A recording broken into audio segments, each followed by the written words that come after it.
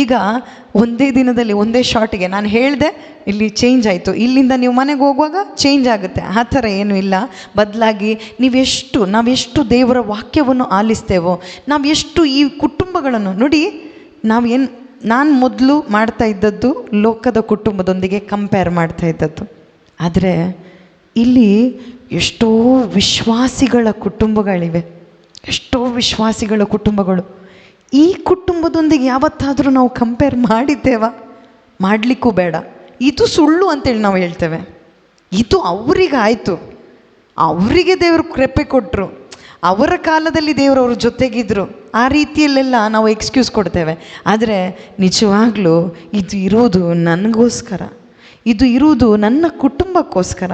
ಇದು ದೇವರ ವಾಕ್ಯ ಇರುವುದು, ಈ ವಾಕ್ಯದಲ್ಲಿ ನನ್ನ ಕುಟುಂಬ ಕಟ್ಟಬೇಕು, ನನ್ನ ಜೀವಿತ ಕಟ್ಟಬೇಕು, ಈ ಕುಟುಂಬದಲ್ಲಿ ಒಂದು ನಿರೀಕ್ಷೆಯ ಕುಟುಂಬವಾಗಿ ನನ್ನ ಕುಟುಂಬ ಜೀವಿಸಬೇಕು ಅಂತೇಳಿ ಯಾರ ಚಿತ್ತ? ಯೇಸುವಿನ ಚಿತ್ತವಾಗಿದೆ.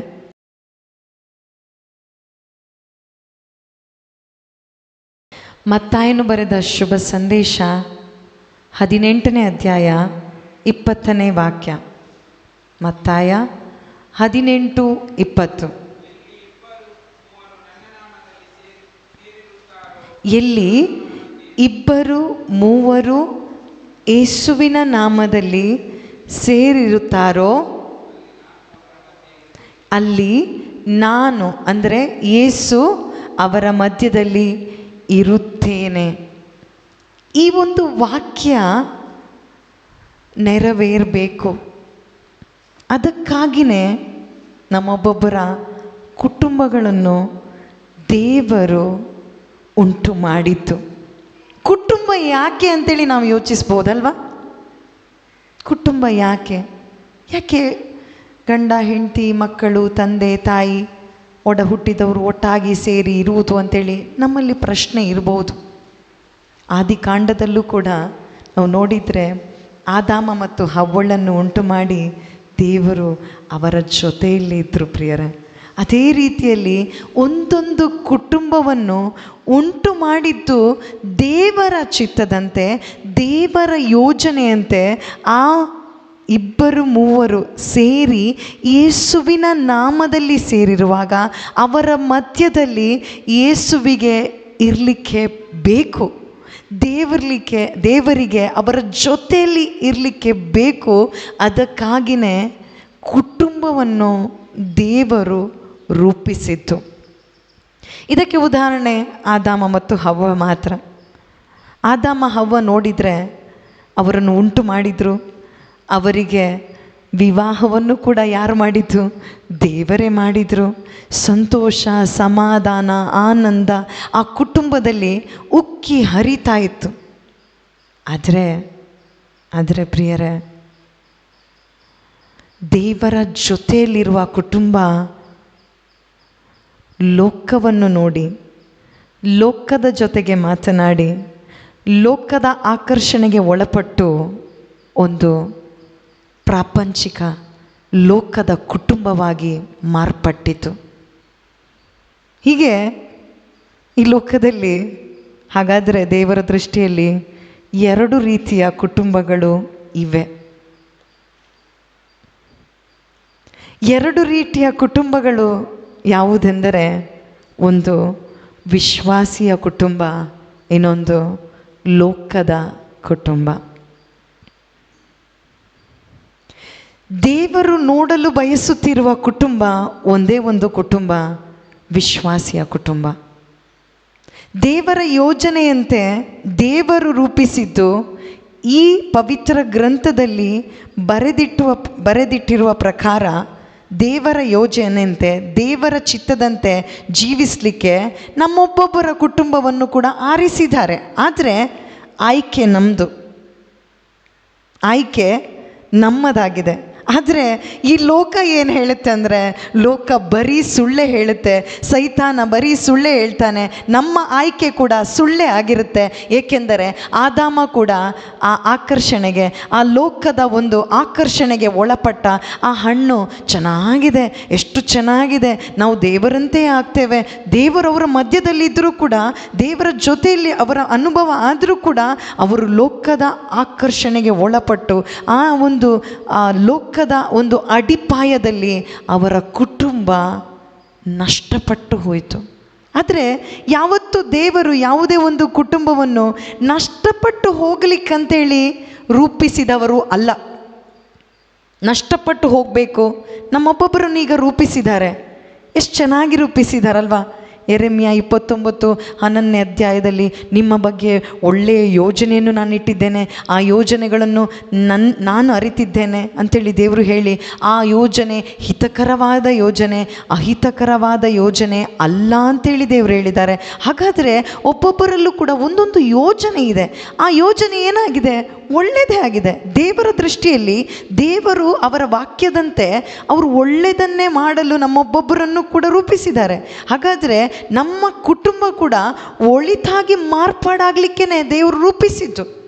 ಆದರೆ ನಾವು ಏನು ಮಾಡ್ತಾ ಇದ್ದೇವೆಂದರೆ, ನಾವು ತಪ್ಪಾದ ಆಯ್ಕೆ, ತಪ್ಪಾದ ಅರಿವು, ತಪ್ಪಾದ ದೇವರ ಅಭಿಪ್ರಾಯ, ತಪ್ಪಾದ ಒಂದು ಲೋಕದ ಸೆಳೆತಕ್ಕೆ ಒಳಪಟ್ಟು ದೇವರನ್ನು ನಾವು ಬಿಟ್ಟು, ದೇವರ ಸಂಬಂಧವನ್ನು ಬಿಟ್ಟು, ದೇವರು ಯಾರು ಎಂದು ಗೊತ್ತಿಲ್ಲದೆ, ವಿಶ್ವಾಸ ಏನು ಎಂದು ಗೊತ್ತಿಲ್ಲದೆ ನಾವು ಲೋಕದ ಕುಟುಂಬವಾಗಿ ಜೀವಿಸ್ತಾ ಇದ್ದೇವೆ ಪ್ರಿಯರೇ. ಅದರಲ್ಲಿ ನನ್ನ ಕುಟುಂಬನೂ ಅದೇ ಇತ್ತು. ಲೋಕದ ಕುಟುಂಬ ಅಂದರೆ ಏನಿತ್ತು ಅಂದರೆ, ಹೊರಗಡೆ ಬಾಹ್ಯವಾಗಿ ಕ್ರಿಸ್ತನ ಹೆಸರೇ, ಆದರೆ ಒಳಗಡೆ ಯೇಸು ಇಲ್ಲದಂಥ ಕುಟುಂಬ. 2-3 ನನ್ನ ನಾಮದಲ್ಲಿ ಎಲ್ಲಿ ಯೇಸು ನಾಮದಲ್ಲಿ ಸೇರಿರ್ತಾರೋ ಅಲ್ಲಿ ನಾನು ಇದ್ದೇನೆ ಎಂದು ಹೇಳಿದ್ದಾರೆ. ಆದರೆ ನಿಜವಾಗ್ಲೂ ನಾವು ಜೀವಿಸ್ತಾ ಇದ್ದದ್ದು ಯೇಸು ನಾಮ ಹೊರಗಡೆ ಮಾತ್ರ, ಆದರೆ ಒಳಗಡೆ ನನ್ನ ಮತ್ತು ನಮ್ಮ ಕುಟುಂಬದ ಮಧ್ಯದಲ್ಲಿ ಯೇಸು ಇರಲಿಲ್ಲ. ಯೇಸು ಯಾಕೆ ಇರಲಿಲ್ಲ ಅಂದರೆ, ಲೋಕದ ಪರಿಚಯ ನಮಗಿತ್ತು, ಲೋಕದ ವ್ಯಕ್ತಿಗಳ ಪರಿಚಯ ಇತ್ತು. ಯಾವತ್ತೂ ಯೇಸುವಿನ ಆ ಶುಭ ಸಂದೇಶ ಕೇಳಿರಲಿಲ್ಲ. ಶುಭ ಸಂದೇಶ ಏನು ಅಂತೇಳಿ ಗೊತ್ತಿರಲಿಲ್ಲ. ಬರೀ ನಮ್ಗೆ ಗೊತ್ತಿತ್ತು, ಕಂಪೇರ್ ಮಾಡೋದು ಗೊತ್ತಿತ್ತು.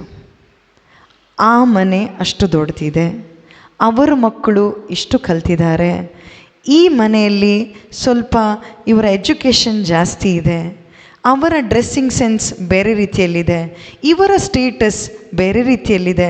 ನೋಡಿ ಪ್ರಿಯರೇ, ಇದನ್ನೆಲ್ಲ ನಾವು ನೋಡ್ತಾ ಜೀವಿಸ್ತಾ ಇದ್ವಿ. ಆಗ ಬರೀ ಅಸಮಾಧಾನ, ಅಪನಂಬಿಕೆ, ದೂರು, ಕೋಪ, ಹಗೆತನ, ಹೊಟ್ಟೆ ಕಿಚ್ಚು, ಜಗಳ, ಏನೆಲ್ಲ ಬೇಕೋ ಅದೆಲ್ಲ ಇತ್ತು. ನಾನೊಂದು ಹೇಳ್ತಾ ಇದ್ದೆ, ನೀವು ಕೂಡ ಹೇಳ್ತಾ ಇರ್ಬೋದು, ಎಲ್ಲರೂ ಹೇಳ್ತಾರೆ ಇದನ್ನು, ಗಾದೆ ಮಾತು,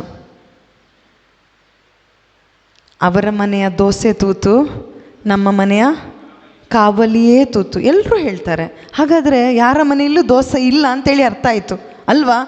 ದೋಸೆ ಅಂದರೆ ನಿಜವಾಗ್ಲೂ ಯೇಸುನೇ ಇಲ್ಲ. ಯೇಸು ಇಲ್ಲದ ಕುಟುಂಬ ಒಂದು ವ್ಯರ್ಥವಾದ ಕುಟುಂಬ. ಇಂದು ನಾವು ಪರೀಕ್ಷಿಸಿ ನೋಡಬೇಕು, ನಮ್ಮ ಕುಟುಂಬದಲ್ಲಿ ಏನಿದೆ. ನಾವು ಹೇಳಬೇಕಂತ ಇಲ್ಲ, ನಮ್ಮ ಜೀವನವೇ ಗೊತ್ತಾಗುತ್ತೆ. ಬಾಹ್ಯವಾಗಿ ಚೆನ್ನಾಗಿ ನಾವು ಕಾಣ್ತಾ ಇರ್ಬೋದು, ಆದರೆ ನಿಜವಾಗ್ಲೂ ನಮ್ಮ ಕುಟುಂಬ ದೇವರ ಬಯಕೆಯಲ್ಲಿ, ದೇವರು ಬಯಸುವ ರೀತಿಯಲ್ಲಿ, ದೇವರ ವಾಕ್ಯದಂತೆ ಇದೆಯಾ ಪರೀಕ್ಷಿಸಿ ನಾವು ನೋಡಬೇಕು. ದೇವರ ವಾಕ್ಯದಲ್ಲಿ ನಮ್ಮ ಕುಟುಂಬ ರೂಪಿತಗೊಳ್ಳದಿದ್ದರೆ ಖಂಡಿತವಾಗ್ಲೂ ನಮ್ಮ ಕುಟುಂಬ ಕೇವಲ ಲೋಕದ ಕುಟುಂಬ ಮತ್ತು ಈ ಲೋಕವನ್ನು ಬಯಸಿ ವಿನಾಶದ ಹಾದಿಯಲ್ಲಿ ವಿನಾಶದಲ್ಲೇ ಇರುವಂತಹ ಕುಟುಂಬ, ಅಂದರೆ ನರಕದ ಯಾತನೆಯನ್ನು ಅನುಭವಿಸುವಂಥ ಒಂದು ಕುಟುಂಬವಾಗಿ ಮಾರ್ಪಾಡಾಗ್ತದೆ ಪ್ರಿಯರೇ. ಮಾರ್ಪಾಡುವುದಲ್ಲ, ಅದೇ ರೀತಿಯಲ್ಲಿದೆ. ಆದರೆ ಒಂದು ಅವಕಾಶ ನಮಗೆ ಕೊಟ್ಟಿದ್ದಾರೆ ಈ ಒಂದು ಧ್ಯಾನಕೂಟದಲ್ಲಿ. ಈಗ ದೇವರ ವಾಕ್ಯವನ್ನು ನಾವು ಆಲಿಸ್ತಾ ಇದ್ದೇವೆ, ನಿನ್ನೆಯಿಂದ ಆಲಿಸ್ತಾ ಇದ್ದೇವೆ. ಈ ವಾಕ್ಯಗಳು ನಮ್ಮಲ್ಲಿ ಏನು ಮಾಡುತ್ತೆ? ಈಗ ಕುಟುಂಬಸ್ಥರಾಗಿ ಯಾರೂ ಬಂದಿರಲಿಕ್ಕಿಲ್ಲ, ಒಬ್ಬೊಬ್ಬರೇ ಬಂದಿದ್ದೀರಿ. ಆದರೆ ಕುಟುಂಬದಲ್ಲಿ ಒಂದು ಜವಾಬ್ದಾರಿಯುತವಾಗಿ ಒಂದು ಸ್ಥಾನವನ್ನು ನಾವು ಹೊಂದಿದ್ದೇವಲ್ವ. ಒಂದು ಗಂಡ ಇರ್ಬೋದು, ಒಂದು ಹೆಂಡತಿಯಾಗಿರ್ಬೋದು, ಮಕ್ಕಳಾಗಿರ್ಬೋದು, ಅಥವಾ ಅಪ್ಪ ಅಮ್ಮನಾಗಿರ್ಬೋದು, ಅಥವಾ ಬೇರೆ ರೀತಿಯಲ್ಲಿ ಒಂದು ಸಂಬಂಧಿಕರಲ್ಲಿ ಒಂದೊಂದು ಕುಟುಂಬದ ಒಂದು ವ್ಯಕ್ತಿಗಳಾಗಿ ನಾವು ಇಲ್ಲಿದ್ದೇವೆ. ಅದು ಪ್ರಾರ್ಥನಾ ಕುಟುಂಬವೂ ಇರ್ಬೋದು, ಪ್ರಾರ್ಥನಾ ಕುಟುಂಬವೂ ಇದೆ ಅಲ್ವಾ. ಕುಟುಂಬ ಅಂದರೆ ನಾವು ಒಟ್ಟಾಗಿ ಸೇರಿ ಜೀವಿಸುವುದು. ಯೇಸು ನಮ್ಮ ಮಧ್ಯದಲ್ಲಿ ಇದ್ದು ಜೀವಿಸುವುದಾಗಿದೆ ಒಂದು ಕುಟುಂಬ. ಅದು ಯಾವುದೇ ಕುಟುಂಬ ಇರ್ಬೋದು. ಆದರೆ ನಮಗೊಬ್ಬೊಬ್ಬರಿಗೂ ಒಂದೊಂದು ಜವಾಬ್ದಾರಿ ಇದೆ. ನಾವು ಯೋಚಿಸ್ತೇವೇನೆಂದರೆ, ನನಗೆ ಮದುವೆ ಆಗಲಿಲ್ಲ, ನನಗೇನು ಸಂಸಾರ ಇಲ್ಲ, ಅದಕ್ಕಾಗಿ ಪರವಾಗಿಲ್ಲ, ನಾನು ಹೇಗೂ ಜೀವಿಸ್ಬೋದು ಅಂತೇಳಿ ನಾವು ಯೋಚಿಸ್ತೇವೆ. ಹಾಗಲ್ಲ, ಬದಲಾಗಿ ನಾವು ಒಂದೊಂದು ಸದಸ್ಯರು ಕೂಡ ಒಂದೊಂದು ಕುಟುಂಬದಲ್ಲಿ ಒಂದೊಂದು ಜವಾಬ್ದಾರಿ ನಮಗಿದೆ. ಆದರೆ ನಾವು ಯಾರನ್ನು ದೂರ್ತೇವೆ? ನನ್ನ ಅಪ್ಪ ಅಮ್ಮ ಸರಿ ಇಲ್ಲ, ನನ್ನ ಮಕ್ಕಳು ಸರಿ ಇಲ್ಲ, ನನ್ನ ಸಹೋದರ ಸರಿ ಇಲ್ಲ, ನನ್ನ ಸಹೋದರಿ ಸರಿ ಇಲ್ಲ, ನನ್ನ ಅಜ್ಜ ಅಜ್ಜಿ ಸರಿ ಇಲ್ಲ, ಅವರು ಸರಿ ಇಲ್ಲ, ಇವರು ಸರಿ ಇಲ್ಲ, ನಾವು ತೋರಿಸ್ತೇವೆ. ಆದರೆ ಯಾರನ್ನು ಬೆರಳು ತೋರಿಸಿ ಏನೂ ಪ್ರಯೋಜನ ಇಲ್ಲ. ಇಂದು ನಮಗೊಂದು ಅವಕಾಶ ದೇವರು ಕೊಟ್ಟಿದ್ದಾರೆ. ನಾವು ಭಾಗ್ಯವಂತರು. ಇಂದು ನನ್ನಲ್ಲಿ ದೇವರು ಕಾರ್ಯ ಮಾಡ್ತಾ ಇದ್ದಾರೆ, ನನಗೆ ದೇವರ ವಾಕ್ಯ ತಿಳಿಸಿಕೊಡ್ತಾ ಇದ್ದಾರೆ. ನಾನು ಆ ವಾಕ್ಯವನ್ನು ನಾನು ಸ್ವೀಕರಿಸಿ ನಾನು ಜೀವಿಸುವಾಗ ಏನಾಗುತ್ತಂದರೆ, ನನ್ನ ಕುಟುಂಬದಲ್ಲಿ ದೇವರು ಕಾರ್ಯ ಮಾಡ್ತಾರೆ ಎಂಬ ನಂಬಿಕೆ ಇರಲಿ ಪ್ರಿಯರೇ. ನಮ್ಮ ಕುಟುಂಬ ಹೇಗೂ ಇರ್ಬೋದು. ಈಗ ಇದುವರೆಗೂ ನಾವು ಹೇಗೆ ಜೀವಿಸಿದೆವಲ್ವಾ, ಆ ಕುಟುಂಬದಲ್ಲಿ ಹೇಗೂ ಇರ್ಬೋದು. ಆದರೆ ಎಲ್ಲ ರೀತಿಯಲ್ಲೂ ಕೂಡ ಸೋತು ಹೋದ, ಕಷ್ಟದಲ್ಲಿ, ಸಂಕಟದಲ್ಲಿ, ನೋವಿನಲ್ಲಿ ಇರುವ ಕುಟುಂಬ ಕೂಡ ದೇವರು ಬದಲಾಯಿಸಿದ್ದಾರೆ. ದೇವರು ಬದಲಾಯಿಸಲು ಶಕ್ತರಾಗಿದ್ದಾರೆ. ಶಕ್ತರವರು. ಆದರೆ ನಾನು ಅವರಿಗೆ ಕೋಆಪ್ರೇಟ್ ಮಾಡಬೇಕು, ಸಹಕರಿಸಬೇಕು. ಇಲ್ಲಿ ಕೇಳಿಸ್ಕೊಳ್ಳುವಾಗ ಇದಕ್ಕೆ ನಾನು ಸಹಕರಿಸಬೇಕು. ನಮ್ಮ ಒಳಗಡೆ ಇರುವ ಸುಳ್ಳು ಅಭಿಪ್ರಾಯ, ನಮ್ಮ ಒಳಗಡೆ ತಪ್ಪಾದ ಅರಿವು, ವಾಕ್ಯದ ಬಗ್ಗೆ ಇರ್ಬೋದು, ಅಥವಾ ದೇವರ ಬಗ್ಗೆ ಇರ್ಬೋದು, ಕುಟುಂಬದ ಬಗ್ಗೆ ಇರ್ಬೋದು. ಈಗ ನಾವು ಧ್ಯಾನಿಸ್ತಾ ಇರೋದು ಕುಟುಂಬದ ಬಗ್ಗೆ ನಮಗೆ ತಪ್ಪಾದ ಅರಿವೇ ಇರೋದು. ಯಾಕಂದರೆ ನಾವು ಕಂಪೇರ್ ಮಾಡೋದು ಯಾರೊಂದಿಗೆ? ಬೇರೆ ಕುಟುಂಬದೊಂದಿಗೆ. ಬೇರೆ ಕುಟುಂಬ ಎಲ್ಲಿದೆ? ಲೋಕದಲ್ಲೇ ಇದೆ. ಲೋಕದಲ್ಲಿ ಅಂದರೆ ಮರಳಿನಲ್ಲಿ ಕಟ್ಟಿದ್ದಾರೆ ಕುಟುಂಬ. ಮರಳಿನಲ್ಲಿ ಮನೆ ಕಟ್ಟಿದರೆ ಉಳಿತದಾ? ಸಾಧ್ಯ ಇಲ್ಲ. ಕಟ್ಟಲಿಕ್ಕೂ ಸಾಧ್ಯ ಇಲ್ಲ, ಅದು ಉಳಿಯುವುದೂ ಇಲ್ಲ. ಅದೇ ರೀತಿ ಲೋಕದ ಮರಳಿನಲ್ಲಿ ಕುಟುಂಬ ಕಟ್ಟಿದರೆ, ಆ ಕುಟುಂಬದಂತೆ ನಾವು ಜೀವಿಸ್ಲಿಕ್ಕೆ ಹೋದರೆ ಖಂಡಿತವಾಗ್ಲೂ ನಾವು ಸೋತು ಹೋಗ್ತೇವೆ ಮತ್ತು ದೇವರ ವಾಕ್ಯದಂತೆ ಏನಾಗ್ತೇವೆ? ಬುದ್ಧಿಹೀನರು ನಾವು ಆಗ್ತೇವೆ. ಆದರೆ ನಾವಿಂದು ಬುದ್ಧಿವಂತರಾಗಲಿಕ್ಕೆ ದೇವರು ನಮ್ಮನ್ನು ಬರಮಾಡಿದ್ದಾರೆ. ಬುದ್ಧಿವಂತರು ಯಾರು? ದೇವರ ವಾಕ್ಯವನ್ನು ಕೇಳಿ ಅದರಂತೆ ನಡೆಯುವವನು. ಅಂದರೆ ಶುಭ ಸಂದೇಶವನ್ನು ಆಲಿಸಿ ಆ ಶುಭ ಸಂದೇಶದಲ್ಲಿ ವಿಶ್ವಾಸವನ್ನು ಇಟ್ಟು ವಿಶ್ವಾಸದ ಜೀವಿತವನ್ನು, ವಿಶ್ವಾಸದ ಕುಟುಂಬವನ್ನು, ಅಡಿಪಾಯವನ್ನು ಹಾಕಿ ನಮ್ಮ ಕುಟುಂಬವನ್ನು ಕಟ್ಟಲಿಕ್ಕೆ ದೇವರು ಬಯಸ್ತಾ ಇದ್ದಾರೆ. ನಾವು ಸಹಕರಿಸಿದರೆ ಸಾಕು. ನೀವು ಕಟ್ಟಬೇಕಂತಿಲ್ಲ. ಬದಲಾಗಿ ನಾವು ಸಹಕಾರ ಕೊಟ್ಟರೆ, ನೀವೀಗ ಒಬ್ಬೊಬ್ಬರಾಗಿ ಬಂದಿದ್ದೀರಿ, ಒಬ್ಬೊಬ್ಬರು ಸಹಕರಿಸಿ, ನಿಮ್ಮಲ್ಲಿ ದೇವರು ಕಾರ್ಯ ಮಾಡ್ತಾರೆ. ನೀವು ಆ ಒಂದು ಆನಂದವನ್ನು ಪಡೆದು ಆ ಆನಂದವನ್ನು ಮನೆಯಲ್ಲಿ ಹಂಚಲಿಕ್ಕಾಗುತ್ತೆ. ಸಾಧ್ಯ, ಇದು ಸಾಧ್ಯ. ಯಾಕಂದರೆ ನನ್ನಲ್ಲೂ ಅದೇ ರೀತಿ ಮಾಡಿದ್ದು ದೇವ್ರ ಕಾರ್ಯ, ಈಗಲೂ ಮಾಡ್ತಾ ಇದ್ದಾರೆ. ಯಾಕಂದರೆ ಇದು ಎಷ್ಟರ ತನಕ ಈ ಪ್ರೋಸೆಸ್ ಎಷ್ಟು ದಿನ ಮಾಡಬೇಕು ನೀವು ಯೋಚಿಸ್ಬೋದು. ನಿರಂತರ ಆಗ್ತಾ ಇರಬೇಕು. ಈಗ ನೀವು ಆಲಿಸಿದ್ರಿ ಕುಟುಂಬದ ಜೀವನ ಹೀಗಿರಬೇಕು ಅಂತೇಳಿ ಆಲಿಸಿದ ತಕ್ಷಣ ಏನಾದರೂ ಆಗುತ್ತಾ? ನೀವು ಆ ಥರ ಏನಾದರೂ ಯೋಚಿಸಿದ್ದೀರಾ? ಮ್ಯಾಜಿಕ್ ಆಗುತ್ತೆ? ಮ್ಯಾಜಿಕ್ ಆಗೋದಿಲ್ಲ. ಬದಲಾಗಿ ಇದೊಂದು ಪ್ರೋಸೆಸ್, ಸ್ಲೋ ಪ್ರೋಸೆಸ್. ಒಂದೊಂದಾಗಿ ದೇವರು ನಮ್ಮಿಂದ ತೆಗೆದು ಹಾಕ್ತಾರೆ. ಯಾಕಂದರೆ ಒಂದು ಸಣ್ಣ ಮಗು ಹುಟ್ಟಿ ಆದ ನಂತರ ಅದು ಬೆಳವಣಿಗೆ ಆಗಬೇಕಾದ್ರೆ ಒಂದೇ ದಿನ ಅದು ಡಿಗ್ರಿ ಮಾಡುತ್ತಾ? ಇಲ್ಲ. ಅದು ಬೆಳಿಬೇಕು, ಆ ಒಂದು ಆಹಾರವನ್ನು ತಿನ್ನಬೇಕು, ಹಾಲು ತಿನ್ನಬೇಕು, ಫಸ್ಟಿಗೆ ಹಾಲು ಕುಡಿಬೇಕು, ಆಹಾರ ತಿನ್ನಬೇಕು. ಈ ರೀತಿಯಲ್ಲಿ ಅದು ಬೆಳೀತಾ ಏನಾಗುತ್ತೆ, ಅದು ಯೌವನಸ್ಥನಾಗಿ ಆ ರೀತಿಯಲ್ಲಿ ಬೆಳೀತದೆ. ಅದೇ ರೀತಿಯಲ್ಲಿ ನಾವೀಗ ಇರುವಂಥ ಅವಸ್ಥೆಯಲ್ಲಿ ನಾವು ನೋಡಿದರೆ, ಈಗ ಒಂದೇ ದಿನದಲ್ಲಿ ಒಂದೇ ಶಾರ್ಟಿಗೆ ನಾನು ಹೇಳಿದೆ ಇಲ್ಲಿ ಚೇಂಜ್ ಆಯಿತು, ಇಲ್ಲಿಂದ ನೀವು ಮನೆಗೆ ಹೋಗುವಾಗ ಚೇಂಜ್ ಆಗುತ್ತೆ, ಆ ಥರ ಏನೂ ಇಲ್ಲ. ಬದಲಾಗಿ ನಾವೆಷ್ಟು ದೇವರ ವಾಕ್ಯವನ್ನು ಆಲಿಸ್ತೇವೋ, ನಾವೆಷ್ಟು ಈ ಕುಟುಂಬಗಳನ್ನು ನೋಡಿ, ನಾನು ಮೊದಲು ಮಾಡ್ತಾ ಇದ್ದದ್ದು ಲೋಕದ ಕುಟುಂಬದೊಂದಿಗೆ ಕಂಪೇರ್ ಮಾಡ್ತಾ ಇದ್ದದ್ದು. ಆದರೆ ಇಲ್ಲಿ ಎಷ್ಟೋ ವಿಶ್ವಾಸಿಗಳ ಕುಟುಂಬಗಳಿವೆ, ಎಷ್ಟೋ ವಿಶ್ವಾಸಿಗಳ ಕುಟುಂಬಗಳು. ಈ ಕುಟುಂಬದೊಂದಿಗೆ ಯಾವತ್ತಾದರೂ ನಾವು ಕಂಪೇರ್ ಮಾಡಿದ್ದೇವಾ? ಮಾಡಲಿಕ್ಕೂ ಬೇಡ. ಇದು ಸುಳ್ಳು ಅಂತೇಳಿ ನಾವು ಹೇಳ್ತೇವೆ. ಇದು ಅವರಿಗಾಯಿತು, ಅವರಿಗೆ ದೇವರು ಕೃಪೆ ಕೊಟ್ಟರು, ಅವರ ಕಾಲದಲ್ಲಿ ದೇವರವ್ರ ಜೊತೆಗಿದ್ರು, ಆ ರೀತಿಯಲ್ಲೆಲ್ಲ ನಾವು ಎಕ್ಸ್ಕ್ಯೂಸ್ ಕೊಡ್ತೇವೆ. ಆದರೆ ನಿಜವಾಗ್ಲೂ ಇದು ಇರೋದು ನನಗೋಸ್ಕರ, ಇದು ಇರುವುದು ನನ್ನ ಕುಟುಂಬಕ್ಕೋಸ್ಕರ. ಇದು ದೇವರ ವಾಕ್ಯ ಇರುವುದು, ಈ ವಾಕ್ಯದಲ್ಲಿ ನನ್ನ ಕುಟುಂಬ ಕಟ್ಟಬೇಕು, ನನ್ನ ಜೀವಿತ ಕಟ್ಟಬೇಕು, ಈ ಕುಟುಂಬದಲ್ಲಿ ಒಂದು ನಿರೀಕ್ಷೆಯ ಕುಟುಂಬವಾಗಿ ನನ್ನ ಕುಟುಂಬ ಜೀವಿಸಬೇಕು ಅಂತೇಳಿ ಯಾರ ಚಿತ್ತ? ಯೇಸುವಿನ ಚಿತ್ತವಾಗಿದೆ. ಈ ಚಿತ್ತ ನೆರವೇರಿಸಲಿಕ್ಕೇ ನಾವಿರೋದು ಪ್ರಿಯರೇ, ನಾವಿರೋದು. ಯಾಕಂದರೆ ಎಫೆಸರಿಗೆ ಬರೆದ ಪತ್ರದಲ್ಲಿ 3ನೇ ಅಧ್ಯಾಯ ದೇವರು ಏನು ಬಯಸ್ತಾ ಇದ್ದಾರೆ ನೋಡಿ. ಎಫೆಸರಿಗೆ ಬರೆದ ಪತ್ರ 3ನೇ ಅಧ್ಯಾಯದಲ್ಲಿ ನಾವು ನೋಡಿದರೆ 15ನೇ ವಾಕ್ಯ, 3ನೇ ಅಧ್ಯಾಯ 15ನೇ ವಾಕ್ಯ, ಸ್ವರ್ಗದಲ್ಲೂ ಭೂಲೋಕದಲ್ಲೂ ಪ್ರತಿ ಕುಟುಂಬವು ತನ್ನ ಹೆಸರನ್ನು ಪಡೆದಿರುವುದು ಅವರಿಂದಲೇ.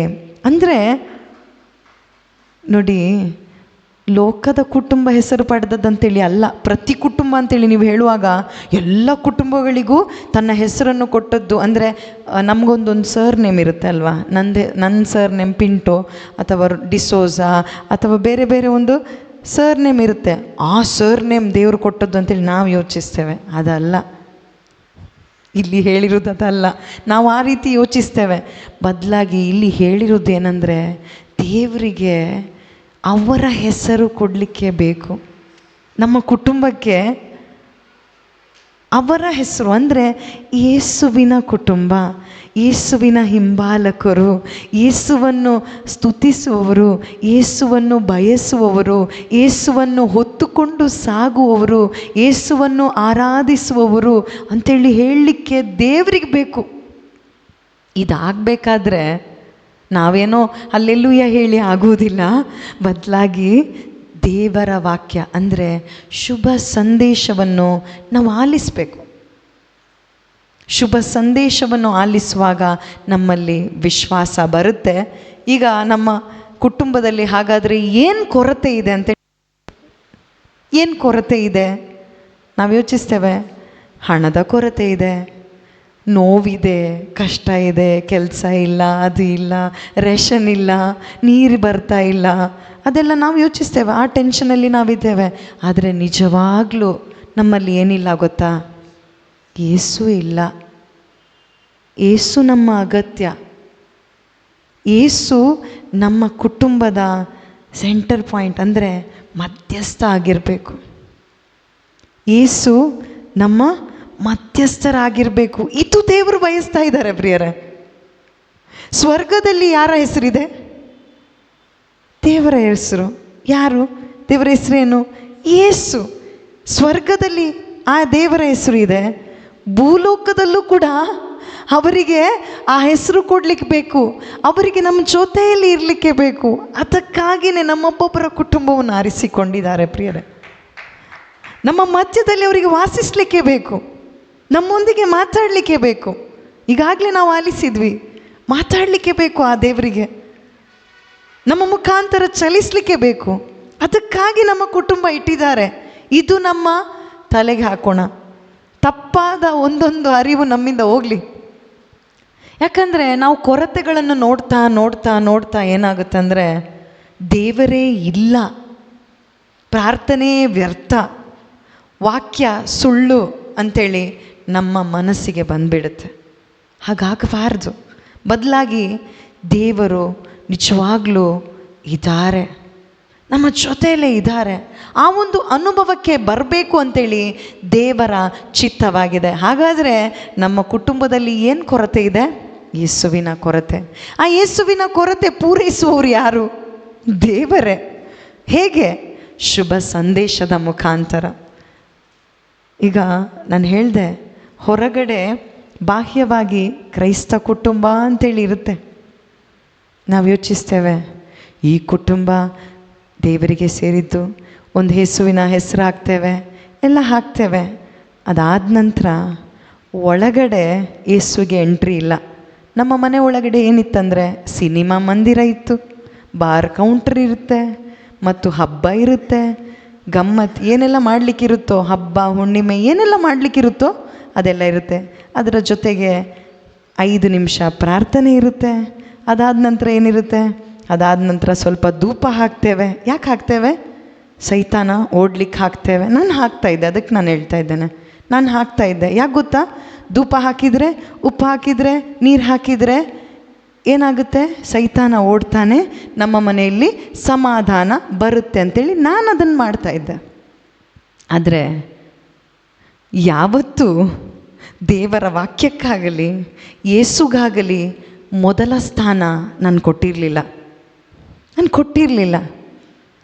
ಹೇಗಂದರೆ ಯೋವಾನನ ಶುಭ ಸಂದೇಶದಲ್ಲಿ 8ನೇ ಅಧ್ಯಾಯದಲ್ಲಿ ಅಲ್ಲಿ ಹೇಳ್ತಾರೆ, ಫರಿಸಾಯರು ಬಂದು ಹೇಳ್ತಾರೆ ಯೇಸುವಿಗೆ. ಯೇಸು ಹೇಳ್ತಾರೆ, ನೀವು ಸತ್ಯವನ್ನು ಅರಿತುಕೊಳ್ಳುವಿರಿ, ಸತ್ಯವು ನಿಮಗೆ ಸ್ವತಂತ್ರವನ್ನು ಕೊಡುವುದು. ಏನು ಹೇಳ್ತಾರೆ?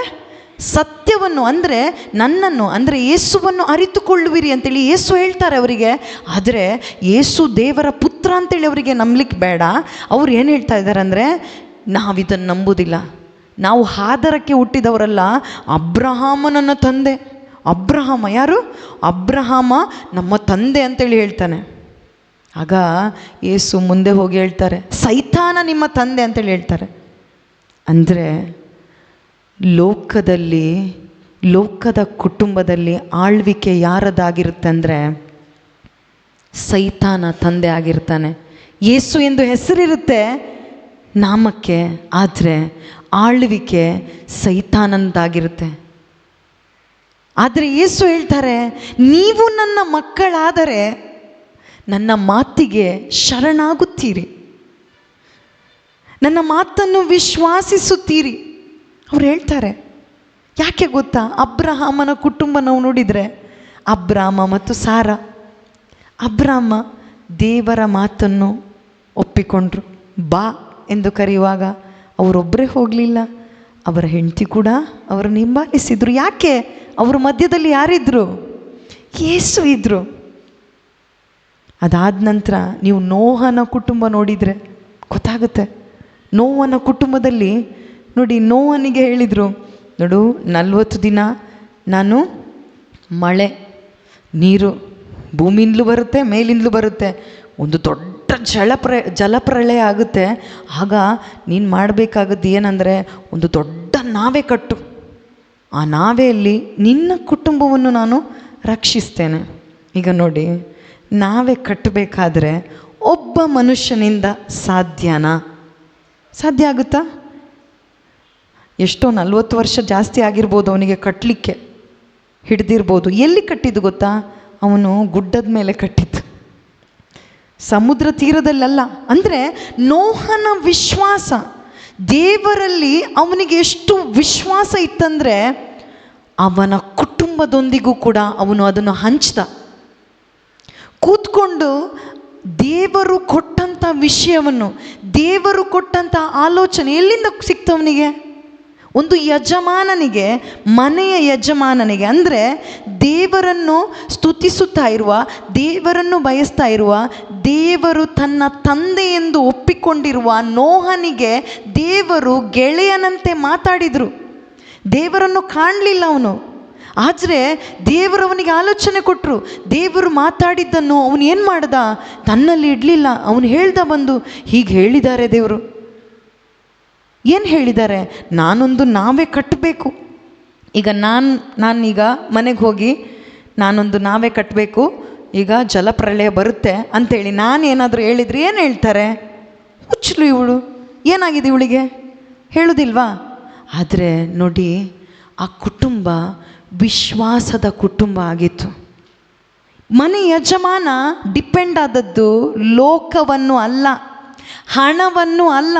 ಇಂದು ನಾವು ಯಾರನ್ನು ಡಿಪೆಂಡ್ ಆಗಿದ್ದೇವೆ?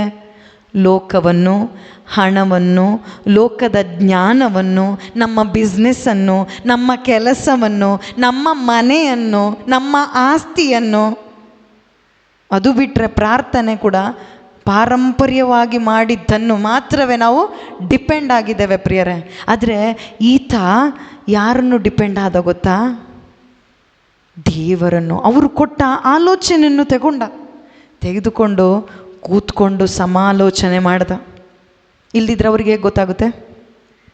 ಹೆಂಡ್ತಿಗೆ ಹೇಳ್ದ, 3 ಮಕ್ಕಳು, ಅವರ ಹೆಂಡತಿಯರು 3, 8 ಜನ ಕೂತ್ಕೊಂಡು ಏನು ಹೇಳಿರ್ಬೋದು? ದೇವರು ನನಗೆ ಈ ಆಲೋಚನೆ ಕೊಟ್ಟಿದ್ದಾರೆ, ಈಗ ನಾನಿದನ್ನು ಇವತ್ತಿನಿಂದಲೇ ನಾಳೆ ಅಲ್ಲ, ನಾಳೆ ಬರುವುದಿಲ್ಲ, ಇವತ್ತು ನನಗೆ ಈ ಆಲೋಚನೆ ಕೊಟ್ಟಿದ್ದಾರೆ, ನಾನು ಇದನ್ನು ನನ್ನ ಕುಟುಂಬದ ಮೂಲಕ ಇದನ್ನು ನಾನು ನೆರವೇರಿಸಬೇಕು, ನಮ್ಮೊಂದಿಗೆ ದೇವರಿದ್ದಾರೆ. ಈ ದಿನದಲ್ಲಿ ನಮಗೇನು ಹೇಳ್ತಾ ಇದ್ದಾರೆ ಅಂದರೆ, ಈ ಒಂದು ಉದಾಹರಣೆ ಮುಖಾಂತರ ನಾವು ಕೂಡ ಇಲ್ಲಿ ಏನು ಸಿಕ್ಕಿದೆಯೋ ಕೂತ್ಕೊಳ್ಳಿ, ಮನೇಲಿ ಕೂತ್ಕೊಂಡು ಯಾರಿದ್ದಾರೋ ಕುಟುಂಬದವರನ್ನು ಕೂತ್ಕೊಳ್ಳಿಸಿ. ಯಾರು ವಿಶ್ವಾಸಿಸೋದಿಲ್ಲ, ನೀವು ಹೇಳುವಾಗ ಮೊದಲು, ನಾನು ಹೇಳುವಾಗಲೂ ಅದೇ ರೀತಿ, ಯಾರು ವಿಶ್ವಾಸಿಸಲಿಲ್ಲ. ಆದರೆ ಒಂದು ವೇಳೆ ನಿಮ್ಮ ವಿಶ್ವಾಸ ದೇವರಲ್ಲಿ ಇರುವುದಾದರೆ ಹಂಚಿ, ಆಲೋಚನೆಯನ್ನು ಹಂಚಿ. ಏನೆಲ್ಲ ಕೊಟ್ಟಿದ್ದಾರೆ ನೋಡು, ನನಗೆ ದೇವರು ಆಲೋಚನೆ ಕೊಟ್ಟಿದ್ದಾರೆ. ಎಫೆಸರಿಗೆ ಬರೆದ ಪತ್ರ 3ನೇ ಅಧ್ಯಾಯ 15ನೇ ವಾಕ್ಯ, ದೇವರಿಗೆ ನಮ್ಮ ಕುಟುಂಬಕ್ಕೆ ಒಂದು ಹೆಸರು ಕೊಡಲಿಕ್ಕೆ ಬೇಕು. ಅಂದರೆ ಯೇಸುವಿನ ಕುಟುಂಬ ಆಗಬೇಕು ಅಂಥೇಳಿ ದೇವರು ನನಗೆ ಈ ರಿಟ್ರೀಟಲ್ಲಿ ಆಲೋಚನೆ ಕೊಟ್ಟಿದ್ದಾರೆ. ನಾವು ಒಂದು ದೇವರನ್ನು ಸ್ತುತಿಸುವಂಥ, ದೇವರನ್ನು ಆರಾಧಿಸುವಂಥ ಒಂದು ಕುಟುಂಬವಾಗಬೇಕು ಅಂಥೇಳಿ ನನಗೆ ಆಲೋಚನೆ ಕೊಟ್ಟಿದ್ದಾರೆ. ಯಾಕೆ ಗೊತ್ತಾ? ಅಲ್ಲಿ ಜಲಪ್ರಳಯ ಬರ್ತದಂತೇಳಿ ಹೇಳಿದ್ದು. ಆದರೆ ಇಲ್ಲಿ ಬರುವವರು ಯಾರು ಗೊತ್ತಾ? ಯೇಸು ಕ್ರಿಸ್ತರು ಮರಳಿ ಬರ್ತಾರೆ ಪ್ರಿಯರೇ. ಯೇಸು ಕ್ರಿಸ್ತರು ಮರಳಿ ಬಂದು ನನ್ನನ್ನು ಕರ್ಕೊಂಡು ಹೋಗ್ತಾರೆ. ನಾನು ಮಾತ್ರ ಹೋಗೋದಲ್ಲ, ನನ್ನ ಕುಟುಂಬ ಹೋಗಬೇಕು. ಜಲಪ್ರಳಯ ಅಲ್ಲ ನಮ್ಮನ್ನು ನಾಶ ಮಾಡಲಿಕ್ಕೆ ಬರುವುದು. ಯೇಸು ಕ್ರಿಸ್ತರು ಮರಳಿ ನ್ಯಾಯಾಧಿಪತಿಯಾಗಿ ಬರ್ತಾರೆ, ಸಾಮಾನ್ಯ ಮನುಷ್ಯರಾಗಿ ಬರುವುದಿಲ್ಲ. ಬಂದಾಯಿತು, ನಮ್ಮಂತೆ ಮನುಷ್ಯರಾಗಿ ಬಂದು ಆ ಶಿಲುಬೆಯ ಮರಣವನ್ನು ಅವರು ಸ್ವೀಕರಿಸಿ ಆಯಿತು. ಆ ಶಿಲುಬೆಯ ಮರಣದ ಮುಖಾಂತರ ನಮ್ಮ ಪಾಪಗಳನ್ನು, ನಮ್ಮ ಶಾಪಗಳನ್ನು ಎಲ್ಲಕ್ಕನ್ನು ಹೊತ್ತುಕೊಂಡಾಯಿತು. ಇದರಲ್ಲಿ ಇನ್ನೂ ಕೂಡ ವಿಶ್ವಾಸ ಬರಲಿಲ್ಲದಿದ್ದರೆ ಖಂಡಿತವಾಗ್ಲೂ ನಾವು ಎಲ್ಲೋ ಇದ್ದೇವೆ ಪ್ರಿಯರೇ. ಇದೆಲ್ಲ ಆಯಿತು, ಸತ್ತು ಸಮಾಧಿಯಾದರು, ಪುನರುತ್ಥಾನಗೊಂಡರು, 3ನೇ ದಿನ ಸ್ವರ್ಗಾರೋಹಣರಾದರು, ತಂದೆ ದೇವರ ಬಲಪಾರ್ಶ್ವದಲ್ಲಿ ಇದ್ದುಕೊಂಡು ನನಗಾಗಿ ನಿನಗಾಗಿ ಭಿನ್ನಯಿಸ್ತಾ ಇದ್ದಾರೆ. ಈಗ ಅದೇ ಯೇಸು ಹೇಳ್ತಾ ಇದ್ದಾರೆ, ನಾನು ಮರಳಿ ಬರ್ತೇನೆ. ಈಗ ಕೆಲವೊಮ್ಮೆ ನಮಗೆ ಆಲೋಚನೆ ಬರ್ಬೋದು ನಮ್ಮ ಮಾನಸಿಕವಾಗಿ, ಇನ್ನೂ ಬಂದಿಲ್ಲ ಅಲ್ವಾ, ಇನ್ನೂ ಟೈಮ್ ಇದೆ, ನಾಳೆ ನೋಡೋಣ, ನಾಳೆ ಕುಟುಂಬಕ್ಕೆ ಹೇಳ್ತೇನೆ.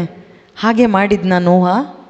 ಇಲ್ಲ, ಅದೇ ದಿನ ಕೂತ್ಕೊಂಡ. ಅಲ್ಲಿ ಬರ್ದಿಲ್ಲ, ನಾನು ಹೇಳ್ತಾ ಇರೋದು. ಯಾಕಂದರೆ ನಿಜವಾಗ್ಲೂ ವಿಶ್ವಾಸಿ ಮಾಡಿದ ಕಾರ್ಯ ಅಲ್ಲಿ ಇಲ್ಲದೇ ಇರ್ಬೋದು, ಆದರೆ ನಿಜವಾಗ್ಲೂ ಧ್ಯಾನಿಸಿದರೆ ನಿಮ್ಗೆ ಗೊತ್ತಾಗುತ್ತೆ ಪ್ರಿಯರೇ.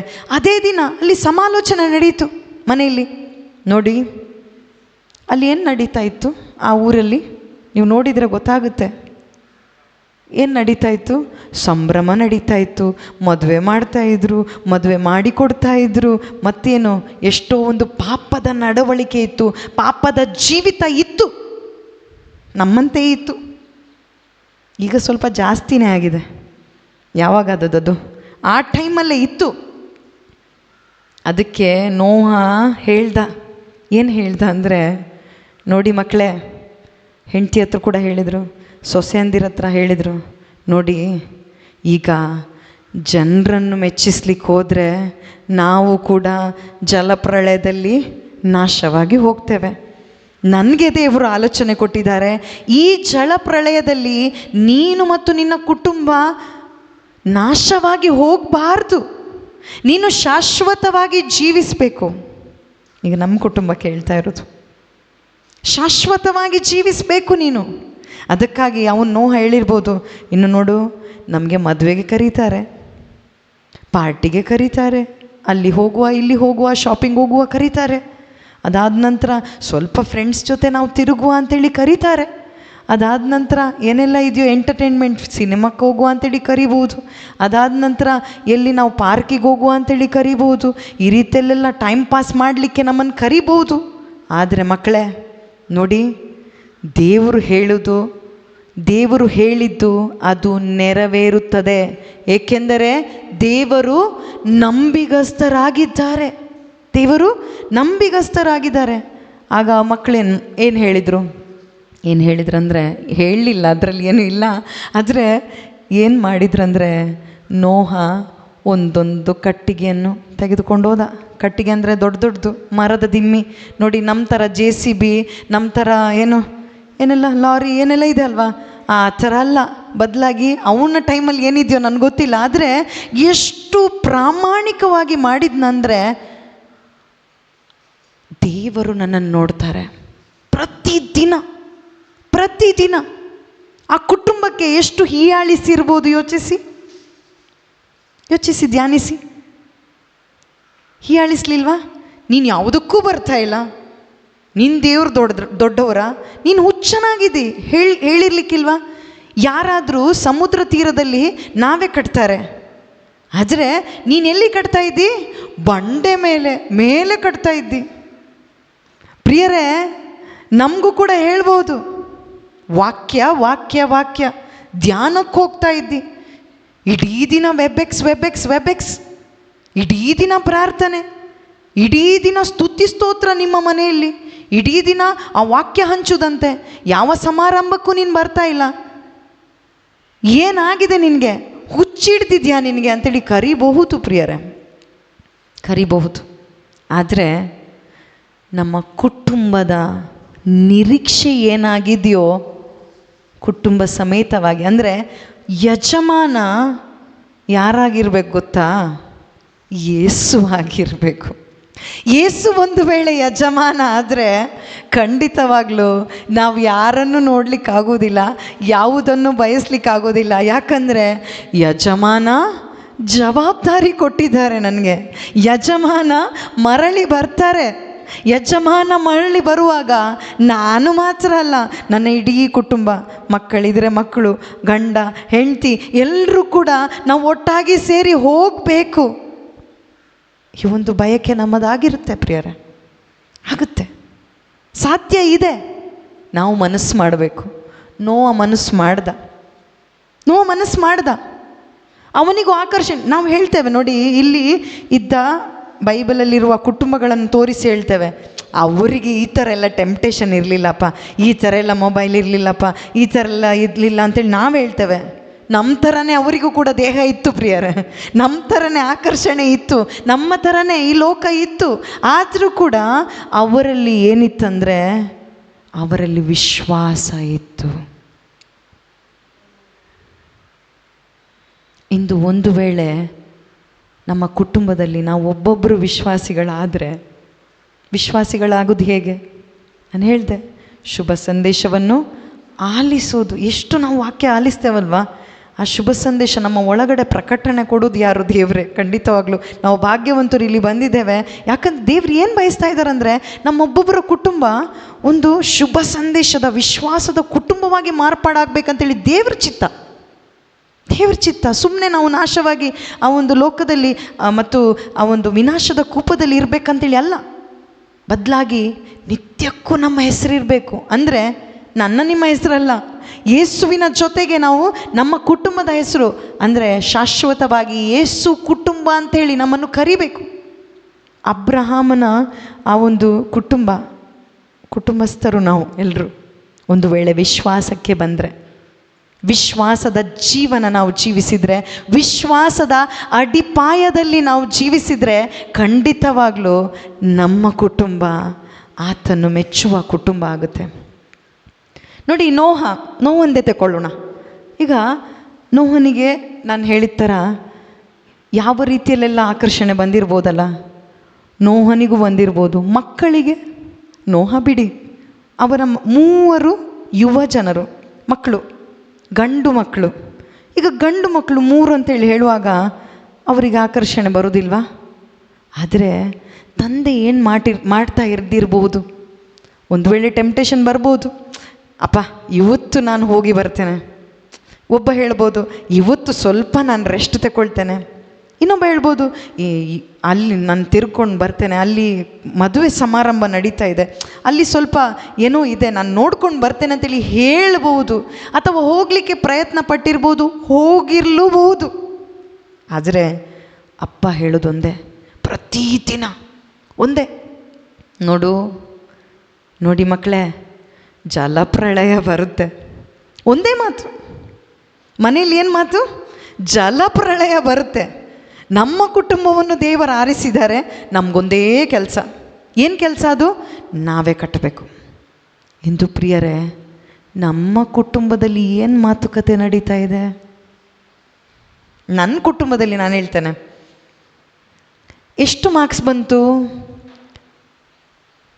ಯಾವ ಮೆಡಲ್ ಬಂತು, ನಾಳೆ ಊಟಕ್ಕೇನು, ನಾಡ್ದು ಯಾವ ಒಡವೆ ತಗೊಳ್ಳೋದು, ಯಾವ ಸೀರೆ ತಗೊಳ್ಳೋದು, ನಾವೆಲ್ಲಿ ತಿರ್ಗಾಡ್ಲಿಕ್ಕೆ ಹೋಗೋದು, ನಮ್ಮ ರಜೆ ಬಂತಲ್ವಾ ಟಿಕೆಟ್ ಯಾವಾಗ ಮಾಡೋದು, ನಾವೆಲ್ಲಿ ಯಾವ ಕಡೆ ಸಿನಿಮಾಕ್ಕೆ ಹೋಗೋದು, ಯಾವ ಸಿನಿಮಾ ಹೊಸತ್ತು ಸಿನಿಮಾ ಬಂದಿದೆ, ಇದೆಲ್ಲ ನಾವು ಮಾತಾಡ್ತಾ ಇದ್ವಿ.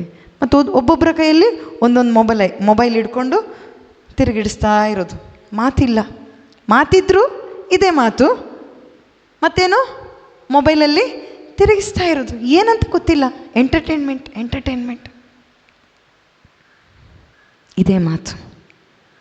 ಆದರೆ ಪ್ರಿಯರೇ, ಇವತ್ತಿಂದ ನಾನು ಹೇಳ್ತಾ ಇರೋದು ಸುಮ್ಮನೆ ಅಲ್ಲ.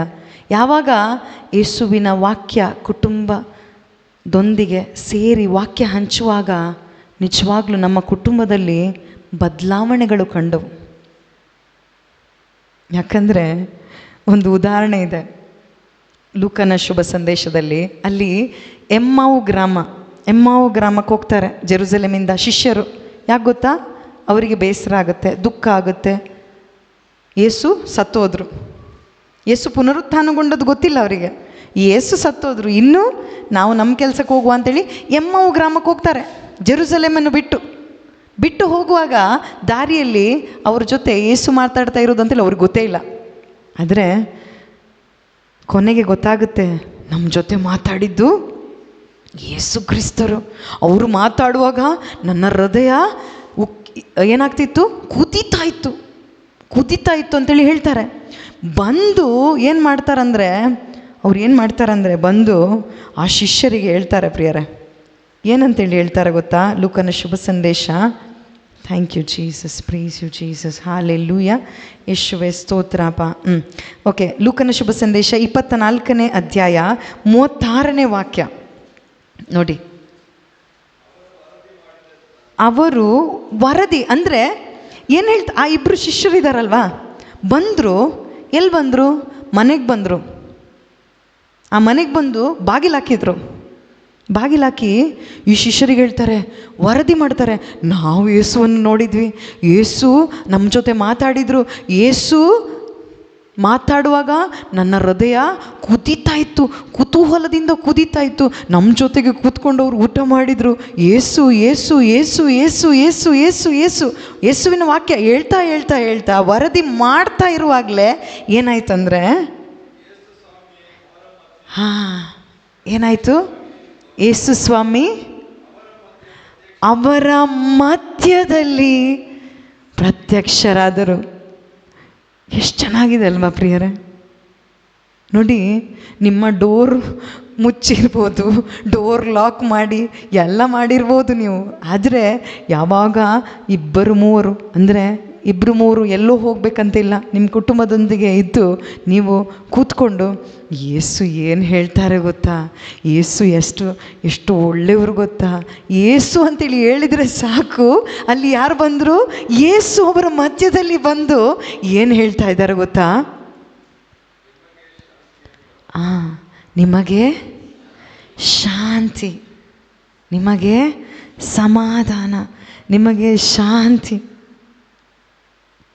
ಇಂದು ಹಾಗಾದರೆ ನಮ್ಮ ಕುಟುಂಬದಲ್ಲಿ ಏನು ಕೊರತೆ ಇದೆ ಪ್ರಿಯರೇ? ಯೇಸುವಿನ ಕೊರತೆ. ಆ ಯೇಸುವಿನ ಬಗ್ಗೆ ಕೂತ್ಕೊಂಡು ನೀವು ಮಾತಾಡುವಾಗ ಅಲ್ಲಿ ಶಾಂತಿ, ಅಲ್ಲಿ ಸಮಾಧಾನ. ನೀವೇನು ಹೆಸರು ಇಡಬೇಕಂತಿಲ್ಲ. ನಾನು ನನ್ನ ಹೆಸರೇ, ನನ್ನ ಮನೆಯ ಹೆಸರು ಇಟ್ಟಿದ್ದೇನೆ ಪೀಸ್ ಡೇಲ್ ಅಂತೇಳಿ. ಆದರೆ ಸಮಾಧಾನನೇ ಇರಲಿಲ್ಲ. ಯಾಕೆ ಗೊತ್ತಾ?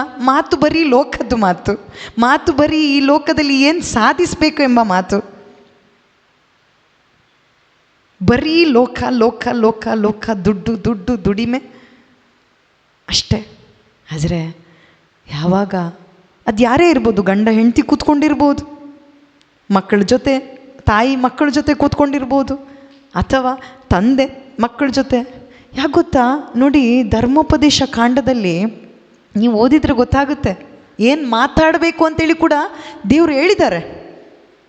ಮನೆಯಲ್ಲಿ ಏನು ಮಾತಾಡಬೇಕು ಅದು ಕೂಡ ಹೇಳಿದ್ದಾರೆ. ಧರ್ಮೋಪದೇಶ ಕಾಂಡ 6ನೇ ಅಧ್ಯಾಯ ನೀವು ತೆಗೀರಿ. 6ನೇ ಅಧ್ಯಾಯ 6ನೇ ವಾಕ್ಯ ನೋಡಿ. 4ನೇ ವಾಕ್ಯದಿಂದಲೇ ಇದೆ, ಆದರೆ 6ನೇ ವಾಕ್ಯದಿಂದ ನಾವು ಓದೋಣ. 6:6 ಓದಿ. ಹಾಂ, ಈ ದಿನ. ಈಗ ಯಾರಿಗೆ ಹೇಳ್ತಾ ಇದ್ದಾರೆ? ಇಲ್ಲಿರುವ ಇಸ್ರಾಯೇಲ್ ಜನರಿಗಲ್ಲ, ಯಾರಿಗೆ ಹೇಳ್ತಾ ಇದ್ದಾರೆ ಈ ವಾಕ್ಯ? ಯಾರಿಗೆ? ನನಗೆ ಹೇಳ್ತಾ ಇದ್ದಾರೆ. ಈ ದಿನ ಯೇಸು ನಮಗೆ ತಿಳಿಸುವಂಥ ಮಾತು ಎಲ್ಲಿರ್ಬೇಕಂತೆ? ನನ್ನ ಹೃದಯದಲ್ಲಿ ನಾಟಬೇಕೀಗ. ಈಗ ನಾವು ಏನು ಕೇಳ್ತಾ ಇದ್ದೇವೋ ದೇವ್ರ ವಾಕ್ಯ ಎಲ್ಲಿ ನಾಟಬೇಕು? ನನ್ನ ಹೃದಯಕ್ಕೆ ನಾಟಬೇಕು. ಅದಕ್ಕೆ ದೇವ್ರು ಕೇಳ್ತಾ ಇರೋದು, ನಿನ್ನ ಹೃದಯ ಕೊಡು, ನಿನ್ನ ಹೃದಯ ಕೊಡು ಮಗನೇ, ನಿನ್ನ ಹೃದಯ ಕೊಡು. ಯಾಕಂದರೆ ಹೃದಯ ಕೊಟ್ಟರೆ ಮಾತ್ರ ದೇವರಿಗೆ ನಿಮ್ಮಲ್ಲಿ ಕಾರ್ಯ ಮಾಡಲಿಕ್ಕಾಗುತ್ತೆ, ನಮ್ಮೊಬ್ಬೊಬ್ಬರಲ್ಲೂ ಕಾರ್ಯ ಮಾಡಲಿಕ್ಕಾಗುತ್ತೆ. ಅದಕ್ಕಾಗಿ ಇಲ್ಲಿ ಹೇಳ್ತಾ ಇದ್ದಾರೆ, ಈ ದಿನ ನಾನು ಏನು ಮಾತಾಡ್ತಾ ಇದ್ದೇನೋ ನಿನ್ನ ಹೃದಯದಲ್ಲಿ ಅದು ನಾಟ್ಲಿ. ಓಕೆ, ಯಾವುದನ್ನು?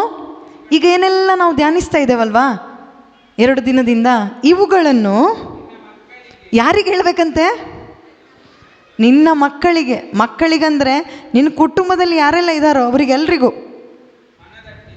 ಮನದಟ್ಟು ಮಾಡಬೇಕು. ಅಂದರೆ ನಾವು ಹೇಳ್ತೇವೆ, ಹೇಗೆ ಗೊತ್ತಾ? ನಾನು ಹೇಳ್ತಾ ಇದ್ದೆ, ಕದಿಬೇಡ, ಸುಳ್ಳು ಹೇಳಬೇಡ, ದೇವರನ್ನೇ ಆರಾಧಿಸು, ಮತ್ತು ವ್ಯಭಿಚಾರ ಮಾಡಬೇಡ, ಪರರ ಸ್ತ್ರೀ ನೋಡಬೇಡ, ಪರರ ವಸ್ತು ನೋಡಬೇಡ. ಆದರೆ ನಾನು ಅದನ್ನೇ ಮಾಡೋದು. ಹೇಳ್ತೇವೆ, ನಮ್ಗೆ ಹೇಳಲಿಕ್ಕೆ ಈಸಿ. ನೀನು ಅದು ಮಾಡಬೇಡ, ಇದು ಮಾಡಬೇಡ. ಬಡಿತೇವೆ, ಹೊಡಿತೇವೆ, ಎಲ್ಲ ಮಾಡ್ತೇವೆ. ನೀನು ಮಾಡಬಾರ್ದು, ನಾನು ಅದನ್ನೇ ಮಾಡ್ತಾ ಇದ್ದೇನೆ. ಅಂದರೆ ಇಲ್ಲಿ ಏನು ಹೇಳ್ತಾ ಇದ್ದಾನಂದರೆ, ಮೊದಲು ನಾನು ಸರಿಯಾಗಬೇಕು. ಅಂದರೆ ಸರಿಯಾಗೋದಂದರೆ ಮೊದಲೇ ಶುಭ ಸಂದೇಶ ಆಲಿಸು, ಅದು ನಿನ್ನೊಳಗೆ ಕಾರ್ಯ ಮಾಡಲಿ. ವಿಶ್ವಾಸಿ ನೀನಾಗು ಫಸ್ಟಿಗೆ. ದೇವ್ರು ಹೇಳ್ತಾ ಇದ್ದಾರೆ ನನಗೆ. ವಿಶ್ವಾಸಿ ಆಗುವಾಗ ಏನಾಗುತ್ತೆ ಅಂದರೆ, ನಿನ್ನ ಮಕ್ಕಳಿಗೆ ಹೇಳು. ಮಕ್ಕಳಿಗಂದರೆ ಹೇಗೆ ಹೇಳಬೇಕು? ಮೊದಲು ನಿನಗೆ ಮನದಟ್ಟಾಗಿ ನೀನು ಜೀವಿಸಿ ತೋರಿಸು ಫಸ್ಟಿಗೆ. ನೀನು ಹೇಳುವುದಲ್ಲ ಮಾಡಬೇಕು, ಕಾರ್ಯಗತ ಆಗಬೇಕು, ನನ್ನಲ್ಲೇ ಆಗಬೇಕು ಫಸ್ಟಿಗೆ. ಈಗ ನೀವು ಹೇಳ್ಬೋದು, ಇದು ಯಜಮಾನ ಮಾಡಬೇಕು ಅಂದರೆ ಗಂಡ ಮಾಡಬೇಕು, ನಾವು ಹೇಳ್ತೇವೆ ಅಲ್ವಾ? ಹೆಂಡತಿ ಗಂಡನಿಗೆ ಹೇಳೋದು, ಗಂಡ ಹೆಂಡತಿಗೆ ಹೇಳೋದು, ಬೆರಳೇ ತೋರಿಸೋದು. ಆದರೆ 4 ಬೆರಳು ಯಾರಿಗೆ ತೋರಿಸುತ್ತೆ? ನನಗೆ. ಮಕ್ಕಳು ಹೇಳೋದು ಅಪ್ಪ ಅಮ್ಮನಿಗೆ, ಅಪ್ಪ ಅಮ್ಮ ಮಕ್ಕಳಿಗೆ. ಯಾರಿಗೆ ಬೆರಳು ತೋರಿಸ್ತಾ ಇರೋದು? 4 ನನಗೆ. ಇಲ್ಲಿ ಫಸ್ಟಿಗೆ ಹೇಳ್ತಾ ಇದ್ದಾರೆ, ನೀನು ಸರಿಯಾಗು, ದೇವ್ರ ವಾಕ್ಯ ಆಲಿಸು. ಏನು ಆಲಿಸಿದೆಯೋ ಅದನ್ನು ಮನದಟ್ಟಾಗಿಸು, ಅದನ್ನು ಧ್ಯಾನಿಸು. ಇಲ್ಲಿ ನಾವು ಕೇಳಿಸ್ತೇವೆ, ಆದರೆ ಮನೆಗೆ ಹೋಗಿ ಏನು ಮಾಡ್ತೇವೆ? ಇಲ್ಲಿ ಮನೆಗೆ ಹೋಗಿ ಬೇಡ, ಇಲ್ಲಿಂದ ಹೊರಗೋದ್ರೆ ಸಾಕು, ಬೇರೆಲ್ಲ ಮಾತು ಬರುತ್ತೆ ನಮಗೆ. ಮೊಬೈಲಲ್ಲಿ ಎಲ್ಲ ಕಾಣ್ತೇವೆ ನಾವು ಅಲ್ವಾ? ಇಲ್ಲಿ ಫಸ್ಟಿಗೆ ನನ್ನ ಮನದಟ್ಟು ಹಾಕಬೇಕು. ಅದಾದ ನಂತರ ಮನದಟ್ಟಾಗಿಸು. ಮತ್ತು ಮಕ್ಕಳಿಗೆ, ಮನೇಲಿ ಯಾರಿಗೆ ಅಂದರೆ ಒಟ್ಟಿಗೆ ಸೇರಿ ಮನೆಯಲ್ಲಿರುವ ಎಲ್ಲರಿಗೂ ಕೂಡ ಇದನ್ನು ಯಾವಾಗ ಹೇಳ್ಬೇಕಂತ ನೋಡಿ ಇಲ್ಲಿ ಹೇಳ್ತಾರೆ. ಎಷ್ಟು ಚೆನ್ನಾಗಿದೆ ಅಂದರೆ, ಯಾವಾಗ ಏನು ಮಾತಾಡಬೇಕು ಅಂತೇಳಿ ದೇವ್ರು ಕೊಡ್ತಾ ಇದ್ದಾರೆ ನಮ್ಗೆ ಆಲೋಚನೆ. ಏನಂದರೆ ಮನೆಯಲ್ಲಿರುವಾಗ, ಈಗ ಪ್ರಯಾಣದಲ್ಲಿ, ಕಾರಲ್ಲಿದ್ದೀರಾ, ಬೈಕಲ್ಲಿದ್ದೀರಾ, ಆಟೋದಲ್ಲಿದ್ದೀರಾ, ಬಸ್ಸಲ್ಲಿದ್ದೀರಾ, ಎಲ್ಲಿದ್ದೀರಾ, ನಡ್ಕೊಂಡು ಹೋಗ್ತಾ ಇದ್ದೀರಾ, ಎಲ್ಲಿ ಹೋಗ್ತಾ ಇದ್ದೀರೋ ಅಲ್ಲೂ ಕೂಡ ಯಾವಾಗ? ಮಲಗುವಾಗ, ಏಳುವಾಗ, ಇವುಗಳನ್ನು ಕುರಿತು ನೀನು ಪಾಠ ಹೇಳು. ಈಗ ಪಾಠ ಹೇಳಬೇಕಾದ್ರೆ ಟೀಚರ್ಗೆ ಗೊತ್ತಿರಬೇಕಾ? ನಮ್ಗೆ ಗೊತ್ತಿರೋದು ಬರೀ ಲೋಕ, ದುಡ್ಡು ಮಾಡೋದು ಹೇಗೆ, ಕಲಿಯೋದು ಹೇಗೆ, ನಮಗೆಲ್ಲ ಗೊತ್ತು. ಲೋಕದ ಜ್ಞಾನ ತುಂಬಿ ತುಳುಕ್ತಾ ಇದೆ. ಅಂದರೆ ದೇವರು ಹೇಳ್ತಾ ಇದ್ದಾರೆ, ಪಾಠ ಮಾಡಬೇಕಾದ್ರೆ ನಿನ್ನಲ್ಲಿ ಜ್ಞಾನ ತುಂಬಲ್ಪಡಬೇಕು. ಯಾವ ಜ್ಞಾನ? ಲೋಕದ ಜ್ಞಾನ ಅಲ್ಲ, ದೇವರ ದೈವಿಕ ಜ್ಞಾನ ನಿನ್ನಲ್ಲಿ ತುಂಬಲ್ಪಡಬೇಕು. ನನ್ನಲ್ಲಿ ತುಂಬಲ್ಪಡಬೇಕಾದ್ರೆ ನನ್ನ ಹೃದಯ ಸರಿ ಇರಬೇಕು ಫಸ್ಟಿಗೆ. ಇಲ್ಲಿ ಮಾತಿನ ಬಗ್ಗೆ ಹೇಳ್ತಾರೆ. ಯಾವಾಗಲೆಲ್ಲ ಈಗ ಟೈಮ್ ಇದೆಯಾ? ಹಾಗಾದರೆ ಯಾವಾಗಲೆಲ್ಲ ಹೇಳಿದ್ದಾರೆ? ಮನೆಯಲ್ಲಿರುವಾಗ. ಅಂದರೆ ಮನೇಲಿ ಏನೆಲ್ಲ ನಾವು ಮಾಡ್ತೇವೆ? ಮನೇಲಿ ಏನೇನ ಮಾಡ್ತೇವೆ? ಕೂತ್ಕೊಳ್ತೇವೆ, ಮಲಗ್ತೇವೆ, ಊಟ ಮಾಡ್ತೇವೆ, ಅಡುಗೆ ಮಾಡ್ತೇವೆ. ಅದಾದ ನಂತರ ಏನೆಲ್ಲ ಮಾಡ್ತೇವೆ? ವಾಕಿಂಗ್ ಮಾಡ್ತೇವೆ, ಮನೆ ಒರೆಸ್ತೇವೆ, ಗುಡಿಸ್ತೇವೆ. ಅಂದರೆ ಎಲ್ಲ ಸಮಯದಲ್ಲೂ ಮಲಗುವಾಗ ಅಂದರೆ ಮಲಗಲಿಕ್ಕೆ ನನ್ನ ಕಣ್ಣು ಮುಚ್ಚುವಾಗಲೂ ಕೂಡ ಅದೇ ಜ್ಞಾಪಕ ಇರಬೇಕು.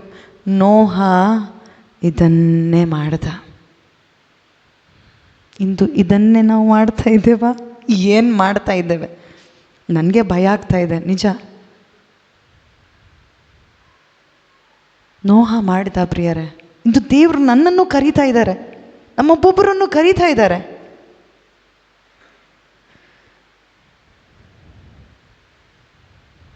ಮಲಗುವಾಗ, ಏಳುವಾಗ, ಪ್ರಯಾಣಿಸುವಾಗ, ನಿದ್ರಿಸುವಾಗ. ಈಗ ಮಲಗುವಾಗ, ನಿದ್ರಿಸುವಾಗಲೂ ಕೂಡ ಅದೇ ಓಡ್ತಾ ಇರುತ್ತೆ. ನೋಹನ ಪ್ಲ್ಯಾನ್ ಏನಿರುತ್ತೆ? ಇಲ್ಲಿ ನಾನು ಆಣಿ ಹೊಡೆದಿದ್ದೇನೆ, ನಾಳೆ ಈ ಕಡೆ ನಾನು ಹೊಡಿಬೇಕು, ನಾಳೆ ಇಷ್ಟು ಎತ್ತರಕ್ಕೆ ಬರಬೇಕು. ಏಮಿರುತ್ತಾ? ಈಗ ನಾವು ಕೆಲಸಕ್ಕೆ ಹೋಗ್ತೇವೆ ಅಲ್ವಾ? ಕೆಲಸಕ್ಕೆ ಹೋಗುವಾಗ ಒಂದು ಟಾರ್ಗೆಟ್ ಇಡ್ತೇವೆ, ಅಥವಾ ಸ್ಕೂಲಿಗೆ ಹೋಗುವಾಗ ಇಷ್ಟೇ ರ್ಯಾಂಕ್ ಅಂತೇಳಿ ಟಾರ್ಗೆಟ್ ಇಡ್ತೇವೆ ಅಲ್ವಾ? ಇಡೋದಿಲ್ವಾ? ಈ ಲೋಕದ ಜ್ಞಾನಿಗಳು ನಾವು. ಆದರೆ ದೇವರ ವಿಷಯದಲ್ಲಿ ಎಷ್ಟು ಟಾರ್ಗೆಟ್ ಇದೆ ಪ್ರಿಯರೇ. ನಮ್ಮ ಟಾರ್ಗೆಟ್ ಒಂದೇ. ಯಾವ ಟಾರ್ಗೆಟ್ ಗೊತ್ತಾ? ಯೇಸುವಿನಂತೆ ಆಗುವಂಥ ಟಾರ್ಗೆಟ್. ನಮ್ಮೊಬ್ಬೊಬ್ಬರ ಕುಟುಂಬಗಳು ಯೇಸುವಿನ ಕುಟುಂಬವಾಗಿ ಮಾರ್ಪಡುವಂಥ ಟಾರ್ಗೆಟ್ ಇದೆಯಾ? ನೋಹ ಮಾಡ್ತಾ ಇದ್ದಿರ್ಬೋದು, ಇವತ್ತು ಬಾಗಿಲು ಹಾಕಬೇಕು, ಇವತ್ತು ಈ ರೀತಿಯಲ್ಲೆಲ್ಲ ಈ ಥರ ಓಪನ್ ಆಗಬೇಕು. ಅವನಿಗೆ ಐಡಿಯಾ ಯಾರು ಕೊಡ್ತಾಯಿದ್ರು ಗೊತ್ತಾ? ಯಾರು ಕೊಡ್ತಾಯಿದ್ರು? ದೇವರೇ ಅಲ್ಲಿದೆ, ನೀವು ಓದಿದ್ರೆ ಗೊತ್ತಾಗುತ್ತೆ. ಆದಿಕಾಂಡದಲ್ಲಿ 6ನೇ ಅಧ್ಯಾಯದಲ್ಲಿ ಅಲ್ಲಿ ಎಷ್ಟು ಚೆನ್ನಾಗಿದೆ ಅಂದರೆ, ಅವನಿಗೆ ಎಲ್ಲಿ ಬಾಗಿಲು ಮಾಡಬೇಕು, ಎಲ್ಲಿ ಯಾವ ರೀತಿ ಕಟ್ಟಬೇಕು, ಎಷ್ಟು ಉದ್ದ ಇರಬೇಕು, ಎಷ್ಟು ಅಗಲ ಇರಬೇಕು, ಎಷ್ಟು ಆಳವಾಗಿರಬೇಕು, ಎಲ್ಲ ಕೂಡ ತಿಳಿಸಿಕೊಟ್ಟಿದ್ದ ದೇವರು. ಹಾಗಾದರೆ ನಮಗೂ ಕೂಡ ನಮ್ಮ ಜೀವಿತ, ನಾನು ಹೇಗೆ ಮಾತಾಡಬೇಕು, ನಾನು ಹೇಗೆ ಬಿಹೇವ್ ಮಾಡಬೇಕು, ಗಂಡ ಇರ್ಬೋದು, ಹೆಂಡತಿ ಇರ್ಬೋದು, ಮಕ್ಕಳಿರ್ಬೋದು, ತಂದೆ ತಾಯಿ ಇರ್ಬೋದು, ಯಾರೇ ಇರ್ಬೋದು, ನಮ್ಗೆ ಹೇಳ್ಕೊಡ್ಬೇಕು ಯಾರು? ಯೇಸು. ಹೇಳ್ಕೊಡ್ಬೇಕಾದ್ರೆ ಮೊದಲು ನಾನು ಸಂಬಂಧಕ್ಕೆ ಬರಬೇಕು, ಲೋಕದಿಂದ ಬೇರ್ಪಡಬೇಕು. ಮರಳಿನಲ್ಲಿ ಕಟ್ಟಿದ್ದೇವೆ ಮನೆ. ನೋಡಿ, ಮತ್ತಾಯನ ಶುಭ ಸಂದೇಶದಲ್ಲಿ 7ನೇ ಅಧ್ಯಾಯ 21ನೇ ವಾಕ್ಯದಿಂದ ಮೇಲ್ಗೊಂಡು ಇದೆ. ಅಲ್ಲಿ 2 ಕುಟುಂಬ ಇದೆ. ಈಗ ನಾವು ಧ್ಯಾನಿಸಿದ ರೀತಿಯಲ್ಲೇ 2 ಕುಟುಂಬ ಇದೆ. ಅಲ್ಲ, 24 ನನ್ನ ಈ ಮಾತು ಕೇಳಿ ಅದರಂತೆ ನಡೆಯುವ ಪ್ರತಿಯೊಬ್ಬನು ಬಂಡೆಯ ಮೇಲೆ ಮನೆ ಕಟ್ಟಿಕೊಂಡವನ ಹಾಗೆ. ಓಕೆ, ಮತ್ತೆ ನನ್ನ ಮಾತನ್ನು ಕೇಳಿ ಅದರಂತೆ ನಡೆಯದವನು. ಅಂದರೆ ಇಬ್ಬರು ದೇವರ ವಾಕ್ಯವನ್ನು ಕೇಳ್ತಾರೆ. ಈಗ ಇಲ್ಲೂ ಕೂಡ ನಾವು ದೇವರ ವಾಕ್ಯವನ್ನು ಕೇಳ್ತಾ ಇದ್ದೇವೆ. ಆದರೆ ಒಂದು ವೇಳೆ ನನ್ನ ಕುಟುಂಬ ಈ ರೀತಿ ಆಗಬೇಕು. ಯಾವ ರೀತಿ? ಯೇಸುವಿನ ಕುಟುಂಬ ಆಗಬೇಕು, ನನಗೆ ದೇವರು ಕೊಟ್ಟಿದ್ದಾರೆ ಈ ಆಲೋಚನೆ ಅಂಥೇಳಿ ಯಾರಾದರೂ ಸ್ವೀಕರಿಸಿ, ನಾನು ನಿರ್ಧಾರ ಮಾಡ್ತೇನೆ, ನನ್ನ ಕುಟುಂಬದಲ್ಲಿ ಅವರ ಸಮಾಧಾನ ಬೇಕು, ಅವರ ಆಳ್ವಿಕೆ ಮಾತ್ರವೇ ಬೇಕು, ಈ ಲೋಕದ ಆಳ್ವಿಕೆ ಬೇಡ, ಈ ಸೈತಾನನ ದುಷ್ಟ ಆಳ್ವಿಕೆ ನನ್ನ ಕುಟುಂಬದಲ್ಲಿ ಬೇಡ, ಬದಲಾಗಿ ಯೇಸುವಿನ ಸಮಾಧಾನ ನನ್ನ ಕುಟುಂಬದಲ್ಲಿ ಬೇಕು ಅಂತೇಳಿ ಯಾರಾದರೂ ಆಯ್ಕೆ ಮಾಡೋದಾದರೆ ಅವರೇ ಬುದ್ಧಿವಂತರು.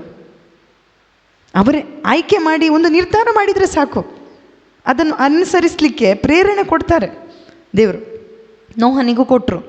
ಆದರೆ ಕೇಳಿಸ್ಕೊಂಡು ನಮ್ಗೆ ಗೊತ್ತಿಲ್ವಾ, ಈ ಲೋಕ ಬಿಟ್ಟರೆ ನಮಗೆ ಹಣ ಇಲ್ಲದಿದ್ದರೆ ಇವಳು ಸಾಕ್ತಾಳ ಅಂತೇಳಿ ಹೇಳಿದರೆ ಖಂಡಿತವಾಗ್ಲೂ ನನ್ನ ಸಾಕ್ಲಿಕ್ಕಾಗೋದಿಲ್ಲ. ಆದರೆ ನನ್ನ ದೇವರು ನಂಬಿಗಸ್ತರು, ಅವರು ಹೇಳಿದಂತೆ ನಡೆಯುವ ದೇವರು, ಅದು ನನಗೆ ಗೊತ್ತು. ಅವ್ರು ಹೇಳ್ತಾರೆ ಕೇಳಿ ಇದಾಗೋದಿಲ್ಲಪ್ಪ ಅಂಥೇಳಿ ಬಿಟ್ಟರೆ ಖಂಡಿತ ನಾವು ಯಾವ ರೀತಿ ಆಗ್ತೇವೆ, ಬುದ್ಧಿಹೀನನನ್ನು ಹೋಲ್ತೇವೆ. ಬುದ್ಧಿವಂತರಾಗೋದಿಲ್ಲ. ಆದರೆ ದೇವರು ಕರೀತಾ ಇರೋದು ನಮ್ಮನ್ನು ಬುದ್ಧಿವಂತರಾಗಿ ಮಕ್ಕಳೇ ದೇವ್ರು ಕರೀತಾ ಇದ್ದಾರೆ. ನೋವನಿಗೆ ಪ್ರತಿಫಲ ಏನು ಸಿಕ್ತು? ಈಗ ಪ್ರತಿಫಲ ಬೇಕಲ್ಲ ನಮಗೆ. ಈಗ ನಾವು ಇದೆಲ್ಲ ಮಾಡಿ ಏನು ಸಿಗುತ್ತೆ ನಮ್ಗೆ? ಹಾಗಾದರೆ ಲೋಕದಲ್ಲಿ ಏನು ಸಿಗ್ಲಿಕ್ಕಿಲ್ಲ. ಲೋಕದಲ್ಲಿ ಏನು ಮಾಡ್ಬೋದು ಗೊತ್ತಾ? ನಾನು ಧ್ಯಾನಿಸುವಾಗ ನನಗೊಂದು ಆಲೋಚನೆ ದೇವರು ಕೊಟ್ಟರು. ಏನಂದರೆ, ತೋಬಿತನ ಗ್ರಂಥದಲ್ಲಿ ತೋಬಿಯಾಸ ಇದ್ದಾನೆ.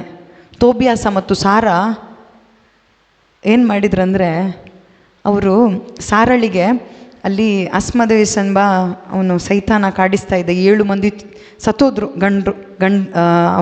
ಗಂಡ ಅಂದರೆ ಮದುವೆ ಆದ ಅದೇ ರಾತ್ರಿ ಅವನು ಸಾಯಿಸ್ತಾ ಇದ್ದ ಅಸ್ಮದೇವಸ್. ಆದರೆ ತೋಬಿಯಾಸನ ಜೊತೆ ದೇವರಿದ್ರು. ಅವನು ಏನು ಮಾಡ್ತಾ ಇದ್ದಾನಂದರೆ, ಅವನು ಫಸ್ಟಿಗೆ ಧೂಪ ಹಾಕ್ದ. ಈಗ ಅದನ್ನು ನೋಡಿ ನಾವು ಹೇಳ್ತೇವೆ ಧೂಪ ಹಾಕಿದರೆ ಓಡ್ತಾನೆ ಅಂತೇಳಿ. ಅಲ್ಲ, ಅವನಲ್ಲಿ ವಿಶ್ವಾಸ ಇತ್ತು. ಅವನೇನು ಮಾಡ್ತಾ ಇದ್ದಾನಂದರೆ,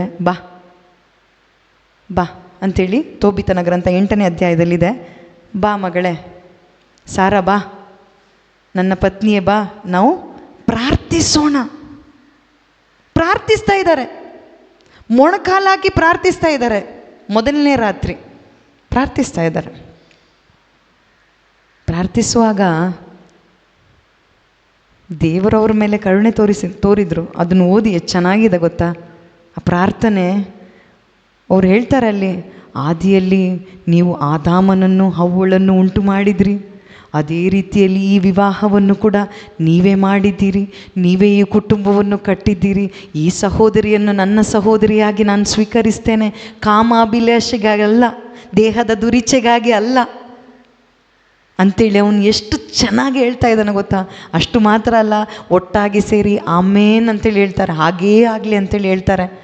ಆಗ ಈ ಸಾರಳ ಅಪ್ಪ ಅಮ್ಮ ಏನು ಮಾಡ್ತಾರೆ ಗೊತ್ತಾ? ಅವ್ರಿಗೆ ವಿಶ್ವಾಸ ಇಲ್ಲ, ಇವನು ಕೂಡ ಸಾಯ್ತಾನಂತೇಳಿ ಏನು ಮಾಡ್ತಾರೆ ಗೊತ್ತಾ? ಏನು ಮಾಡ್ಲಿಕ್ಕೆ ಹೋಗ್ತಾರೆ? ರಾತ್ರಿಗೆ ಸಮಾಧಿ ಮಾಡಲಿಕ್ಕೆ ಹೋಗ್ತಾರೆ. ಇವನು ಸತ್ತೋಗ್ತಾನೆ ಅಂತೇಳಿ ಇವರ ಆಲೋಚನೆ.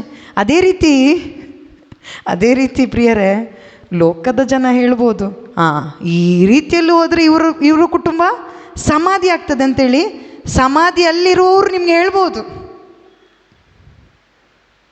ಸಮಾಧಿಯಲ್ಲಿರುವವರು ವೈಟ್ ವಾಶ್ ಟೂಮ್ಸ್ ಇದ್ದಾರಲ್ವ, ಅವರು ನಮ್ಮನ್ನು ನೋಡಿ ಹೇಳ್ಬೋದು ಈ ನಿರ್ಧಾರ ಮಾಡುವಾಗ. ಆದರೆ ಅಲ್ಲಿ ತೋಬಿಯಾಸ ಸತ್ತು ಹೋಗಲಿಲ್ಲ ಪ್ರಿಯರೇ, ಸತ್ತು ಹೋಗಲಿಲ್ಲ. ಅವನ ಕುಟುಂಬ ದೇವರ ರಕ್ಷಣೆಗೆ ಬಂತು. ಇಂದು ಲೋಕದ ಜನ ಏನು ಹೇಳ್ತಾರೆ ಅದಲ್ಲ. ಇಂದು ನಿಮ್ಮ ಕುಟುಂಬ, ನಮ್ಮೊಬ್ಬೊಬ್ಬರ ಕುಟುಂಬ ಒಂದು ಸುಣ್ಣ ಬಳಿದ ಸಮಾಧಿ ಇರಬಹುದು. ನನ್ನ ಕುಟುಂಬ ಹಾಗೆ ಇತ್ತು. ಒಳಗಡೆ ಮೂಳೆ, ಕೊಳೆತಾವಸ್ಥೆ, ಜಗಳ, ಹೊಟ್ಟೆಗಿಚ್ಚು ಎಲ್ಲ ಇತ್ತು. ಅದು ಹೇಳಲಿಕ್ಕೆ ಬರೋದಿಲ್ಲ ಆ ಥರ. ಎಲ್ರದ್ದು ಸಾಮಾನ್ಯ. ನಾನು ಹೇಳಿದ್ನಲ್ಲ, ದೋಸೆ ಅಲ್ಲ ಕಾವಲಿ ತೂತು ನಮ್ಮದು. ಎಲ್ಲರೂ ಅದೇ ಹೇಳ್ತಾರೆ, ಅಂದರೆ ದೋಸೆನೇ ಇಲ್ಲ ಅಂಥೇಳಿ. ಎಷ್ಟನೇ ಇಲ್ಲದ ಪರಿಸ್ಥಿತಿ. ಆದರೆ ಆ ಸಮಾಧಿಯಿಂದ ಲಾಜರನನ್ನು ಕೂಡ ಹೊರಗೆ ತಂದರು ಪ್ರಿಯರೇ. ಯಾರು ತಂದದ್ದು? ಯೇಸುವಿಗೆ ಸಾಧ್ಯ. ನಿನ್ನ ಕುಟುಂಬ ಒಂದು ವೇಳೆ ಸಮಾಧಿ ಅವಸ್ಥೆಯಲ್ಲಿ ಇರಬಹುದು, ಆದರೆ ಯೇಸುವಿನ ವಾಕ್ಯವನ್ನು ನೀನು ಕೇಳುವುದಾದರೆ, ಆ ವಾಕ್ಯಕ್ಕೆ ನೀನು ಕಿವಿಗೊಡುವುದಾದರೆ, ಇಂದು ನಿನ್ನ ಕುಟುಂಬ ದೇವರ ಆಳ್ವಿಕೆಗೆ ಬರುತ್ತೆ ಪ್ರಿಯರೇ. ತೋಬಿತನ ಕುಟುಂಬ ಬಂತು. ಸಾರಳಲ್ಲಿರುವ ಆ ಅಸ್ಮದೇವಸ್, ಆ ಒಂದು ದುರಾತ್ಮ ಬಿಟ್ಟು ಹೋಯಿತು. ಹೇಗೆ? ವಿಶ್ವಾಸಿಯ ಕುಟುಂಬ, ಪ್ರಾರ್ಥನೆಯ ಕುಟುಂಬವಾಗಿ ಮಾರ್ಪಟ್ಟಿತು. ನಮ್ಮ ಕುಟುಂಬ ಕೂಡ ಒಂದು ಪ್ರಾರ್ಥನೆಯ ಕುಟುಂಬ ಆಗಬೇಕು ಪ್ರಿಯರೇ. ದೇವರ ಅನ್ಯೋನ್ಯತೆಯಲ್ಲಿ ಜೀವಿಸುವಂಥ ಒಂದು ಕುಟುಂಬ ಆಗಬೇಕು. ಸತ್ತವನೇ, ನಿದ್ರಿಸುತ್ತಿರುವವನೇ, ಎಚ್ಚೆತ್ತುಕೋ, ಎದ್ದೇಳು, ಬೆಳಕು ಬಂದಿದೆ ನಿನಗೆ ಇಂದು. ಈ ವಾಕ್ಯದಂತೆ ಖಂಡಿತವಾಗ್ಲೂ ಆ ಬೆಳಕು ಯೇಸು ನನ್ನ ಮಧ್ಯದಲ್ಲಿ ಅಂತೇಳಿ ನಾವು ತೆಗೊಳ್ಳುವಾಗ ಖಂಡಿತವಾಗ್ಲೂ ದೇವರು ಕಾರ್ಯ ಮಾಡ್ತಾರೆ. ಸಮಾಧಿಗೆ ಹೋಗ್ಲಿಕ್ಕಲ್ಲ, ನಾನು ಹೇಳಿದೆ ಪ್ರತಿಫಲ ಏನು, ಸಮಾಧಿ ಹೋಗ್ಲಿಕ್ಕಲ್ಲ, ಬದಲಾಗಿ ಪುನರುತ್ಥಾನ, ಅವರಂತೆ ಮಾರ್ಪಡುವ ಒಂದು ಸೌಭಾಗ್ಯ ಪ್ರಿಯರೇ. ಜಲಪ್ರಳಯ ಅಲ್ಲ, ಮತ್ತೊಮ್ಮೆ ಹೇಳ್ತೇನೆ, ಜಲಪ್ರಳಯ ಅಲ್ಲಿ ನೋಹನ ಕಾಲದಲ್ಲಿ ಮೇಲಿಂದ ಕೂಡ ಸುರಿಯಿತು ಮಳೆ, ಭೂಮಿಯಿಂದ ಕೂಡ ಬಂತು. ಆಗ ಹೇಳಿದರು, ಅಯ್ಯೋ ನಾವು ಸತ್ತೋಗ್ತೇವೆ, ಎಲ್ಲರೂ ಹೇಳಿದರು. ಆದರೆ ನೋಹನ ಕುಟುಂಬ 8 ಜನ ಆ ನಾವೆಯಲ್ಲಿ ತೇಲಾಡ್ತಾ ಎಲ್ಲೋಯ್ತು, ಒಂದು ಹೊಸ ಭೂಮಿ, ಹೊಸ ಒಂದು ಆಕಾಶ. ಅಂದರೆ ದೇವರು ಅವರಿಗೆ ನೂತನವಾದ ಒಂದು ಜೀವಿತ ಕೊಟ್ಟರು ಪ್ರಿಯರೇ. ಇಂದು ನಮಗೂ ಕೂಡ ಯಾವಾಗ ಈ ನಾವೇ ಕಟ್ತೇವೋ, ಅಂದರೆ ಈ ಕುಟುಂಬ ಎಂಬ ನಾವೆಯಲ್ಲಿ ದೇವರು ಅಲ್ಲಿ ಬಾಗಿಲು ಮುಚ್ಚಿದ್ರು ಪ್ರಿಯರೇ. ಪ್ರಳಯ ಒಳಗೆ ಬರಲಿಕ್ಕೆ ಬಿಡಲಿಲ್ಲ. ನೀವು ಓದಿದರೆ ಗೊತ್ತಾಗುತ್ತೆ. ನೋವ ಮುಚ್ಚಲಿಲ್ಲ ಬಾಗಿಲು, ದೇವರು ಮುಚ್ಚಿದ್ರು. ಆ ನೀರು ಒಳಗೆ ಬರಲಿಕ್ಕೆ ಬಿಡಲಿಲ್ಲ. ಅದೇ ರೀತಿಯಲ್ಲಿ ಮಳೆ ಬಂತು, ಗಾಳಿ ಬೀಸಿತು, ಪ್ರವಾಹ ಬಂತು. ಆದರೆ ವಿಶ್ವಾಸಿಯ ಮನೆಗೆ ಅಪ್ಪಳಿಸದ ರೀತಿಯಲ್ಲಿ ದೇವರು ನೋಡಿಕೊಂಡ್ರು ಪ್ರಿಯರೇ, ಅಪ್ಪಳಿಸದ ರೀತಿಯಲ್ಲಿ. ಅದೇ ಯೇಸು. ನೋಡಿ, ಇದನ್ನು ಧ್ಯಾನಿಸಿ ನೀವು. ದೇವರ ವಾಕ್ಯ ಎಷ್ಟು ಧ್ಯಾನಿಸ್ತೀರೋ ಅಷ್ಟು ಚೆನ್ನಾಗಿದೆ ಪ್ರಿಯರೇ. ಇಸ್ರಾಯೇಲ್ ಮಕ್ಕಳನ್ನು ಅಂದು ಈಜಿಪ್ಟಿನ ಗುಲಾಮತನದಿಂದ ಹೊರಗಡೆ ತಗೊಂಡು ಹೋಗುವಾಗ ಏನು ಹೇಳಿದರು ದೇವರು? ಒಂದು ಚೊಚ್ಚಲ ಕುರಿಮರಿಯನ್ನು ಕೊಯ್ದು ಅದರ ರಕ್ತವನ್ನು ನಿಮ್ಮ ಬಾಗಿಲ ಮೇಲೆ ಹಚ್ಚಿ ಅಂತೇಳಿ ಹೇಳಿದರು. ಸಂಹಾರ ದೂತ ಬರ್ತಾನೆ, ಆದರೆ ನಿಮ್ಮ ಬಾಗಿಲ ಬಳಿ ಬರೋದಿಲ್ಲ ಅಂತೇಳಿ ಹೇಳಿದರು ಅಲ್ವಾ? ಹೌದಾ? ಅದೇ ರೀತಿಯಲ್ಲಿ ಇಂದು ನಾನೇನು ಮಾಡ್ತಾಯಿದ್ದೆ ಅಂದರೆ 4 ಶಿಲುಬೆ ಅಲ್ಲಲ್ಲಿ ಬಡ್ಕೊಂಡು ಹೋಗೋದು, ಅದು ನಾವು ಮಾಡ್ತಾಯಿದ್ದೇವೆ. ಅಂದರೆ ನಿಜವಾಗ್ಲೂ ನಾವು ಹಾಡಿದ್ವಿ ಆಗ ರಕ್ತ ಕೋಟೆಯಲ್ಲಿ ನಮ್ಮನ್ನು ಇರಿಸ್ತಾರೆ, ವಿಶ್ವಾಸಿಯ ಮನೆಯನ್ನು. ಬರುವುದಿಲ್ವಾ? ಗಾಳಿ ಬರುವುದಿಲ್ವಾ? ಮಳೆ ಬರುವುದಿಲ್ವಾ? ಗಾಳಿ ಬೀಸಿ ಮಳೆ ಬಂದು ಪ್ರವಾಹ ಬರುವುದಿಲ್ವಾ? ಬರುತ್ತೆ. ಯಾರು ಹೇಳಿದ್ದು ಇಲ್ಲ ಅಂಥೇಳಿ? ಬರುತ್ತೆ. ಕಷ್ಟ ಸಂಕಟಗಳು ಬರೋದಿಲ್ವಾ? ಬರುತ್ತೆ. ಆದರೂ ಧೈರ್ಯವಾಗಿರ್ಲಿಕ್ಕೆ ಯಾವಾಗ ಸಾಧ್ಯ ಅಂದರೆ ನಿರೀಕ್ಷೆ ಇದ್ದರೆ ಮಾತ್ರ. ಒಂದೇ ನಿರೀಕ್ಷೆ ಇರಬೇಕು, ಆ ನಿರೀಕ್ಷೆ ಸ್ವರ್ಗ ಸಾಮ್ರಾಜ್ಯದ ನಿರೀಕ್ಷೆ. ನೋವನಂತೆ ನಮ್ಮನ್ನು ಭದ್ರವಾಗಿರಿಸಿ ಪ್ರವಾಹ ಬಂದರೂ ಕೂಡ ನಮ್ಮ ಮನೆ ಒಳಗೆ, ಅಂದರೆ ಈ ಲೋಕದ ಕಟ್ಟಡ ಬಗ್ಗೆ ನಾನು ಮಾತಾಡ್ತಾ ಇಲ್ಲ ಪ್ರಿಯರೇ, ಕುಟುಂಬದ ಬಗ್ಗೆ. ಬೀಸಿದ್ರೂ ಕೂಡ ನಾವು ಬಿದ್ದು ಹೋಗೋದಿಲ್ಲ, ಬಿದ್ದರೂ ಕೂಡ ಎದ್ದೇಳ್ತೇವೆ ನಾವು.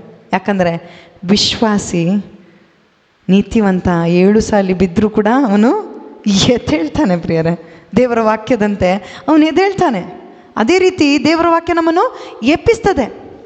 ಆ ಪ್ರಳಯದಲ್ಲಿ ಅವನ ಕುಟುಂಬ ತೇಲಾಡ್ತಾ ಹೋಯ್ತು. ಅದೇ ರೀತಿಯಲ್ಲಿ ಯೇಸು ಕ್ರಿಸ್ತರು ಮರಳಿ ಮೇಘದ ರೂಪದಲ್ಲಿ ಆ ಒಂದು ನ್ಯಾಯಾಧಿಪತಿಯಾಗಿ ಅರಸನಾಗಿ ಬರುವಾಗ ನಾವು ಕೂಡ ವಿಶ್ವಾಸಿಯ ಕುಟುಂಬ ಅವರಂತೆ ಮಾರ್ಪಟ್ಟು ಒಂದು ನಿರೀಕ್ಷೆಯಲ್ಲಿ ಜೀವಿಸಿದಂಥ ಕುಟುಂಬ, ಪರಿಶುದ್ಧ ಆತ್ಮರ ಆಳ್ವಿಕೆಯಲ್ಲಿ ಜೀವಿಸಿದಂಥ ಕುಟುಂಬ ನೂತನವಾದ ಶರೀರವನ್ನು ಪಡೆದುಕೊಂಡು ಮೇಘದಲ್ಲಿ ತೇಲಾಡ್ತಾ ಎಲ್ಲಿ ಹೋಗುತ್ತಾ ಆ ನೂತನವಾದ ಭೂಮಿಗೆ, ಯಾರು ನೋಡದ ಹೊಸ ಭೂಮಿ ಹೊಸ ಆಕಾಶ, ಅಂದರೆ ಸ್ವರ್ಗ ಸಾಮ್ರಾಜ್ಯದಲ್ಲಿ ಅವರೊಂದಿಗೆ ಇರಲು ನಮ್ಮನ್ನು ಕರೆದಿದ್ದಾರೆ ಪ್ರಿಯರೇ.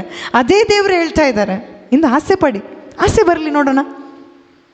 ನೋಡಿ, ಕಬಾಬ್ ತೋರಿಸಿದರೆ ಕಬಾಬ್ ಅಂತೇಳಿ ಹೇಳಿದರೆ ಸಾಕು ನಮಗೆ, ಜೊಲ್ಲು ಬರ್ತಾ ಇರುತ್ತೆ. ಆದರೆ ಇದು ಎಷ್ಟು ತೋರಿಸಿದರೂ ಕೂಡ ನಮ್ಗೆ ಜೊಲ್ಲು ಯಾಕೆ ಗೊತ್ತಾ, ನಮ್ಗೆ ಅದ್ರ ಬಗ್ಗೆ ಇದು ಗಮನನೇ ಇಲ್ಲ. ಆದರೆ ಆಸೆ ಪಡಿ, ಆ ಜೀವಿತಕ್ಕಾಗಿ ಆಸೆ ಪಡಿ. ಖಂಡಿತವಾಗ್ಲೂ ಆ ನಿರೀಕ್ಷೆ ಆಸೆ ಎಲ್ಲ ಇರುವಾಗ ನಮಗೆ ಬೇರೆ ಏನೂ ಬೇಡ. ಯೇಸುವೆ ನೀವು ಸಾಕು, ನೀವು ಸಾಕು, ನೀವು ಸಾಕು ಅಂತೇಳಿ ಹೇಳಲಿಕ್ಕಾಗುತ್ತೆ. ಆಗುತ್ತೆ, ಇದಾಗುತ್ತೆ ನಮ್ಮಲ್ಲಿ. ಈ ಕಾರ್ಯ ದೇವ್ರು ಮಾಡ್ತಾರೆ ಪ್ರಿಯರೇ, ಮಾಡ್ತಾರೆ. ನೋವನ ಜೀವಿತದಲ್ಲಿ ಮಾಡಲಿಲ್ವಾ? ನಾವು ಹೇಳ್ತೇವೆ ಅದು ಸ್ಟೋರಿ ಅಂತೇಳಿ ಹೇಳ್ತೇವೆ. ಎಷ್ಟು ಜನರಿದ್ದಾರೆ ಸ್ಟೋರಿ ಅಂತೇಳಿ ಹೇಳ್ತಾರೆ. ಇಲ್ಲ ಪ್ರಿಯರೇ, ಇದರಲ್ಲಿ ನಡೆದಂಥ ಯಾವ ಘಟನೆ ಕೂಡ ಸ್ಟೋರಿ ಅಲ್ಲ, ನಿಜವಾದ ಘಟನೆಗಳು, ನಿಜವಾದ ಘಟನೆಗಳು.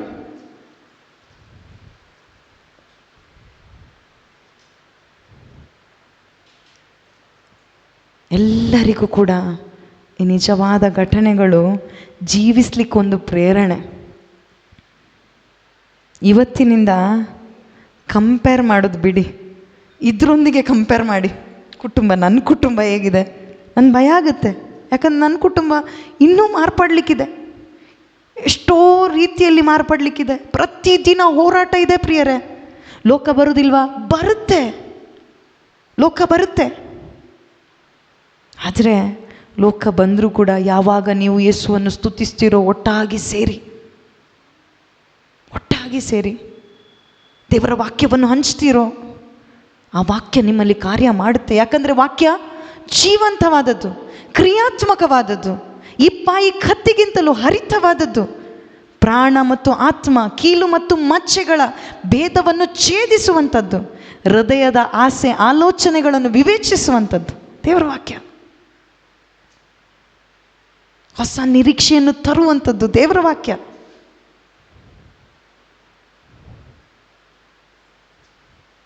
ಇನ್ನೊಂದು ಕುಟುಂಬ ನಾವು ನೋಡಿದರೆ, ಶತಪತಿಯ ಕುಟುಂಬ. ಪ್ರೇಷಿತರ ಕಾರ್ಯಕಲಾಪದಲ್ಲಿ 16ನೇ ಅಧ್ಯಾಯ 31ನೇ ವಾಕ್ಯ ನಮ್ಗೆ ಗೊತ್ತು. ಪ್ರಭು ಯೇಸುವಿನಲ್ಲಿ ವಿಶ್ವಾಸವಿಡು, ಆಗ ನೀನು ನಿನ್ನ ಕುಟುಂಬವು ಜೀವೋದ್ಧಾರವನ್ನು ಹೊಂದುವುದು. ನಮಗೆ ಬಾಯಿ ಹಾಟ್ ಗೊತ್ತು, ಆದರೆ ಅದು ನಮ್ಮ ಜೀವಿತದಲ್ಲಿ ಆಗಬೇಕು ಕಾರ್ಯರೂಪದಲ್ಲಿ. ಅಲ್ಲಿ ಏನಾಗುತ್ತೆ ಅಂದರೆ, ಪೌಲ ಮತ್ತು ಸೀಲ ಏನು ಮಾಡ್ತಾರೆ, ಅಲ್ಲಿ ಆ ಒಂದು ಬಂಧನದಲ್ಲಿದ್ದಾರೆ, ಅವರು ಸ್ತುತಿ ಮಾಡ್ತಾರೆ. ಸ್ತುತಿ ಮಾಡುವಾಗ ನಮ್ಗೆ ಗೊತ್ತು ಏನೆಲ್ಲ ಆಗುತ್ತೆ. ಆಗ ಆ ಶತಾಪತಿ ಏನು ಮಾಡ್ತಾನಂದರೆ, ಇನ್ನೂ ನಾನು ಸಾಯ್ತೇನೆ, ಎಲ್ಲ ಕೈದಿಗಳು ಬಿಟ್ಟು ಹೋಗಿದ್ದಾರೆ, ಓಡಿ ಹೋಗಿದ್ದಾರೆ ಅಂತೇಳಿ ಅವನು ಸಾಯ್ಲಿಕ್ಕೆ ಪ್ರಯತ್ನ ಪಡ್ತಾ ಇದ್ದಾನೆ. ಆ ಅವಸ್ಥೆಯಲ್ಲಿ ನೋಡಿದರೆ ಅಲ್ಲಿ ಹೇಳ್ತಾರೆ, ಸಾಯ್ಬೇಡ, ನಾವಿಲ್ಲೇ ಇದ್ದೇವೆ. ಆಗ ಅವನು ಹೇಳ್ತಾನೆ, ನಾನೇನು ಮಾಡಬೇಕು. ಅವನು ಕೇಳ್ತಾ ಇದ್ದಾನೆ ಪ್ರಶ್ನೆ. ಅವನ ಕುಟುಂಬ ಎಲ್ಲಿದೆ? ಸಮಾಧಿಯಲ್ಲಿದೆ, ಲೋಕದಲ್ಲಿದೆ. ಈ ದೇವರ ಸಾನ್ನಿಧ್ಯ ಏನು ಮಾಡುತ್ತೆ ಅಂದರೆ ಅವನಿಗೆ, ನಾನೀಗ ಏನು ಮಾಡಬೇಕು ಅವನು ಕೇಳುವಾಗ ಪೌಲ್ರು ಹೇಳ್ತಾರಲ್ಲಿ, ನೀನು ಯೇಸುವಿನಲ್ಲಿ ವಿಶ್ವಾಸ ಇಡು, ನೀನು ನಿನ್ನ ಕುಟುಂಬವು ರಕ್ಷಣೆ ಹೊಂದುವುದು. ಅಷ್ಟು ಮಾಡಿ ಅವನು ಬಿಡ್ತಾನಾ? ಇಲ್ಲ, ಬನ್ನಿ ನಮ್ಮನೆಗೆ ಬನ್ನಿ ಅಂತೇಳಿ ಕರ್ಕೊಂಡು ಹೋಗ್ತಾನೆ. ಬನ್ನಿ, ಈ ಶುಭ ಸಂದೇಶನ ನಮ್ಮ ಮನೆಯವರಿಗೂ ಹೇಳ್ತೀರಾ ಪ್ಲೀಸ್? ಕರಿತಾ ಇದ್ದಾರೆ ನೋಡಿ, ಈ ಶುಭ ಸಂದೇಶ ಮನೆಯವರಿಗೂ. ಅಂದರೆ ಅಲ್ಲಿ ಪೌಲನನ್ನು ಕರೀತಾ ಇಲ್ಲ, ಯೇಸುವನ್ನು ಬರಮಾಡ್ತಾ ಇದ್ದಾನೆ ಪ್ರಿಯರೇ. ಯೇಸುವಿನ ಶುಭ ಸಂದೇಶವನ್ನು ಬರಮಾಡ್ತಾ ಇದ್ದಾನೆ. ಅವನಿಗೆ ಗೊತ್ತಿಲ್ಲ ಹೇಳಲಿಕ್ಕೆ, ಏನು ಹೇಳೋದು ಗೊತ್ತಿಲ್ಲ. ಆದರೆ ನೀವು ಓದಿದರೆ ಗೊತ್ತಾಗುತ್ತೆ. 32ನೇ ವಾಕ್ಯ ಯೋಚಿಸ್ತೇನೆ ನಾನು, 31, 32 ಇರ್ಬೋದು. ಓದು. ಆನಂತರ ಪ್ರಭುವಿನ ಸಂದೇಶವನ್ನು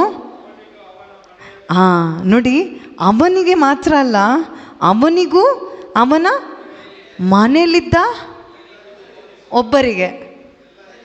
ಒಬ್ಬರಿಗೆ ಮಾತ್ರ. ಯಾರಿಗೆ? ಎಲ್ಲರಿಗೂ. ಹಾಗಾದರೆ ಯಾರಿಗೆಲ್ಲ ಬೇಕು? ಜನರೆಲ್ಲರಿಗೂ ಪರಮಾನಂದ, ಎಲ್ರಿಗೂ ಬೇಕು ಇದು. ಅಲ್ಲಿ ಒಬ್ಬನಿಗೆ ಮಾತ್ರ ಅಲ್ಲ, ಯೇಸುವನ್ನು ಬರಮಾಡುವಾಗ ಅವನು ಪೌಲನ ಮುಖಾಂತರ ಮಾತಾಡ್ತಾರೆ ಗೊತ್ತು, ಅವನಿಗೂ ಅವನ ಮನೆಯಲ್ಲಿರುವ ಎಲ್ಲರಿಗೂ ಕೂಡ ಈ ಶುಭ ಸಂದೇಶವನ್ನು, ಶುಭ ಸಂದೇಶ ಅಂದರೆ ಏನು?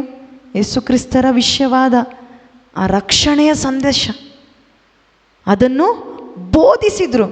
ಬೋಧಿಸಿ ಆದ ನಂತರ ಏನಾಯಿತು? ಓದಿ.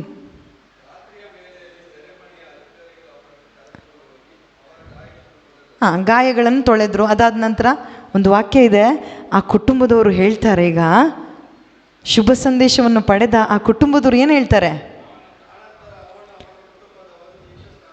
ಅದು ಬೇಡ, ಓಕೆ, ನೆಕ್ಸ್ಟ್.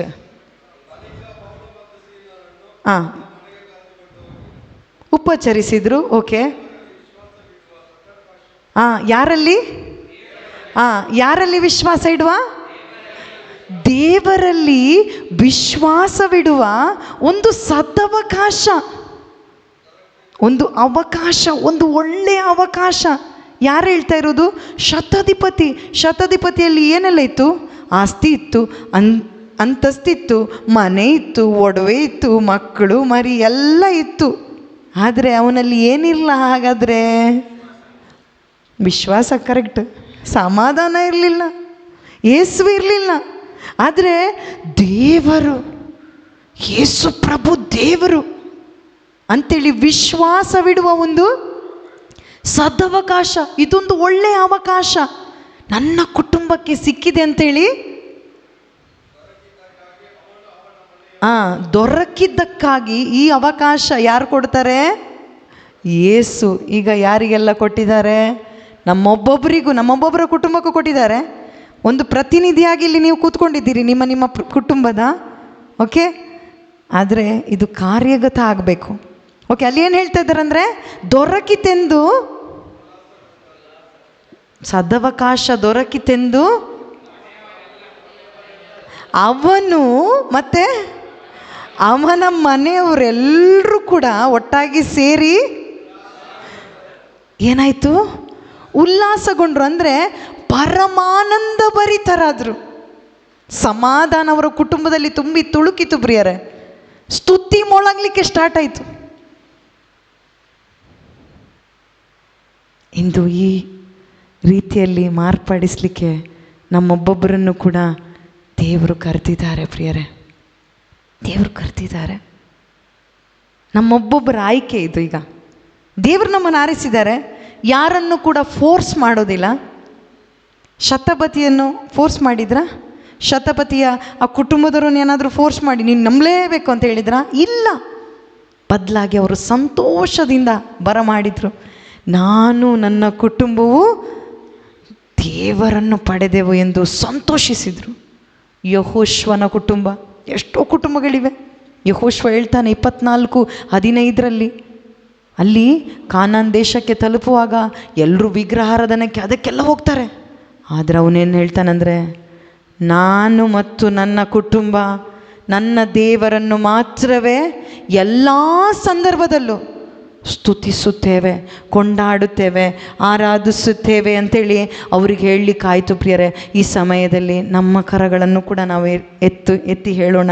ಒಂದು ನಿರ್ಧಾರದೊಂದಿಗೆ ನಾವು ಹೇಳೋಣ, ನಾನು ನನ್ನ ಕುಟುಂಬವು ಎಲ್ಲ ಸಂದರ್ಭದಲ್ಲೂ ನನ್ನ ದೇವರನ್ನು ಮಾತ್ರವೇ, ಯೇಸು ಪ್ರಭುವನ್ನು ಮಾತ್ರವೇ ಆರಾಧಿಸುತ್ತೇವೆ, ಸ್ತುತಿಸುತ್ತೇವೆ, ಕೊಂಡಾಡುತ್ತೇವೆ, ಮಹಿಮೆ ಪಡಿಸುತ್ತೇವೆ. ಆ ಯೇಸುವಿನ ಸಾನ್ನಿಧ್ಯವನ್ನು ನಾನು ಮತ್ತು ನನ್ನ ಕುಟುಂಬ ಎಲ್ಲ ಸಂದರ್ಭದಲ್ಲೂ ಅನುಭವಿಸುತ್ತೇವೆ. ನನ್ನ ಕುಟುಂಬವನ್ನು ಯೇಸುವೆ ನಿಮ್ಮ ಕರದಲ್ಲಿ ನಾವು ಒಪ್ಪಿಸುತ್ತಾ ಇದ್ದೇವೆ. ನಮ್ಮ ನಿರ್ಧಾರವನ್ನು ನೋಡುತ್ತಿರುವ ದೇವರೇ, ನಿಮಗೆ ಸ್ತೋತ್ರ ಅಪ್ಪ, ಸ್ತೋತ್ರ ಯೇಸುವೆ, ವಂದನೆ ಯೇಸುವೆ, ಆರಾಧನೆ ಯೇಸುವೆ, ಮಹಿಮೆ ದೇವ, ಸ್ತೋತ್ರ ಅಪ್ಪ, ಸ್ತೋತ್ರ ಅಪ್ಪ, ಸ್ತೋತ್ರ ಅಪ್ಪ, ಹಾಲೆಲೂಯ, ಹಾಲೆಲೂಯ ಯೇಸುವೆ, ಸ್ತೋತ್ರ ಸ್ತೋತ್ರ ಸ್ತೋತ್ರ ಸ್ತೋತ್ರ ಸ್ತೋತ್ರ ಪಿತನೆ, ಸ್ತೋತ್ರ ಅಪ್ಪ. ನಾನು ನನ್ನ ಕುಟುಂಬ ಎಲ್ಲ ಸಂದರ್ಭದಲ್ಲೂ ನಿಮ್ಮನ್ನು ಮಾತ್ರವೇ ಸೇವಿಸುತ್ತೇವೆ, ನಿಮ್ಮನ್ನು ಮಾತ್ರವೇ ಸ್ತುತಿಸುತ್ತೇವೆ, ನಿಮ್ಮನ್ನು ಮಾತ್ರವೇ ಆರಾಧಿಸುತ್ತೇವೆ. ನಮ್ಮನ್ನು ದೇವ ಆರಿಸಿದ ದೇವರೇ ನಿಮಗೆ ಸ್ತೋತ್ರ ಅಪ್ಪ. ನಮ್ಮೊಬ್ಬೊಬ್ಬರನ್ನು ದೇವ ದೇವ, ನೀವು ಆರಿಸಿ ಇಲ್ಲಿ ಕರೆದಿದ್ದೀರಿ ಯೇಸುವೆ. ಅದಕ್ಕಾಗಿ ನಿಮಗೆ ಸ್ತೋತ್ರ ಅಪ್ಪ. ಯೇಸುವೆ, ನೀವೇ ನಮ್ಮ ಮಧ್ಯಸ್ಥರಾಗಿದ್ದೀರಿ, ನಮ್ಮ ಕುಟುಂಬದ ಮಧ್ಯಸ್ಥರಾಗಿದ್ದೀರಿ ಅಪ್ಪ. ನಮ್ಮ ಕೊರತೆಗಳನ್ನು ನೀಗಿಸುವವರು ನೀವಾಗಿದ್ದೀರಿ. ನೀವಾದರೂ ಮೊದಲು ದೇವರ ರಾಜ್ಯಕ್ಕಾಗಿ, ಅವರ ಸತ್ಸಂಬಂಧಕ್ಕಾಗಿ ತವಕ ಪಡಿ, ಅದರೊಂದಿಗೆ ಎಲ್ಲವೂ ದೇವರು ಕೊಡುತ್ತಾರೆ. ಹೌದು ಯೇಸುವೆ, ಈ ಸಮಯದಲ್ಲಿ ಅಪ್ಪ ನಮ್ಮೊಬ್ಬೊಬ್ಬರ ಕುಟುಂಬದಲ್ಲೂ ಇಲ್ಲಿ ನೆರೆದಿರುವ ಸಹೋದರ ಸಹೋದರಿಯಲ್ಲಪ್ಪ ಒಂದೇ ಒಂದು ಬಯಕೆ ಅಪ್ಪ, ನಿಮ್ಮನ್ನು ನಿಮ್ಮ ರಾಜ್ಯಕ್ಕಾಗಿ, ನಿಮ್ಮ ಸತ್ಸಂಬಂಧಕ್ಕಾಗಿ ತವಕ ಉಂಟಾಗಲಿ ಅಪ್ಪ, ಉಂಟಾಗಲಿ ಯೇಸು ನಾಮದಲ್ಲಿ ಅಪ್ಪ. ವಿಶ್ವಾಸದ ಕುಟುಂಬವಾಗಿ ನಮ್ಮೊಬ್ಬೊಬ್ಬರ ಕುಟುಂಬಗಳು ಮಾರ್ಪಾಡಾಗಲಿ ಅಪ್ಪ. ದೇವ, ಬಂಡೆಯ ಮೇಲೆ, ನಿಮ್ಮ ವಿಶ್ವಾಸದ ಮೇಲೆ ದೇವ, ನಿಮ್ಮ ವಾಕ್ಯದ ಮೇಲೆ ಒಂದೊಂದು ಕುಟುಂಬಗಳು ದೇವ ರಕ್ಷಣೆಗೆ ಬರಲಿ ಅಪ್ಪ, ಕಟ್ಟಲ್ಪಡಲಿ ಯೇಸು ನಾಮದಲ್ಲಿ. ಹಾಲೆಲೂಯ. ಯೇಸುವೆ ಸ್ತೋತ್ರ, ಸ್ತೋತ್ರ, ಸ್ತೋತ್ರ, ಸ್ತೋತ್ರ, ಸ್ತೋತ್ರ, ಸ್ತೋತ್ರ ಯೇಸುವೆ. ವಂದನೆ ಯೇಸುವೆ, ಆರಾಧನೆ ಯೇಸುವೆ, ಮಹಿಮೆ ದೇವ, ಸ್ತೋತ್ರ.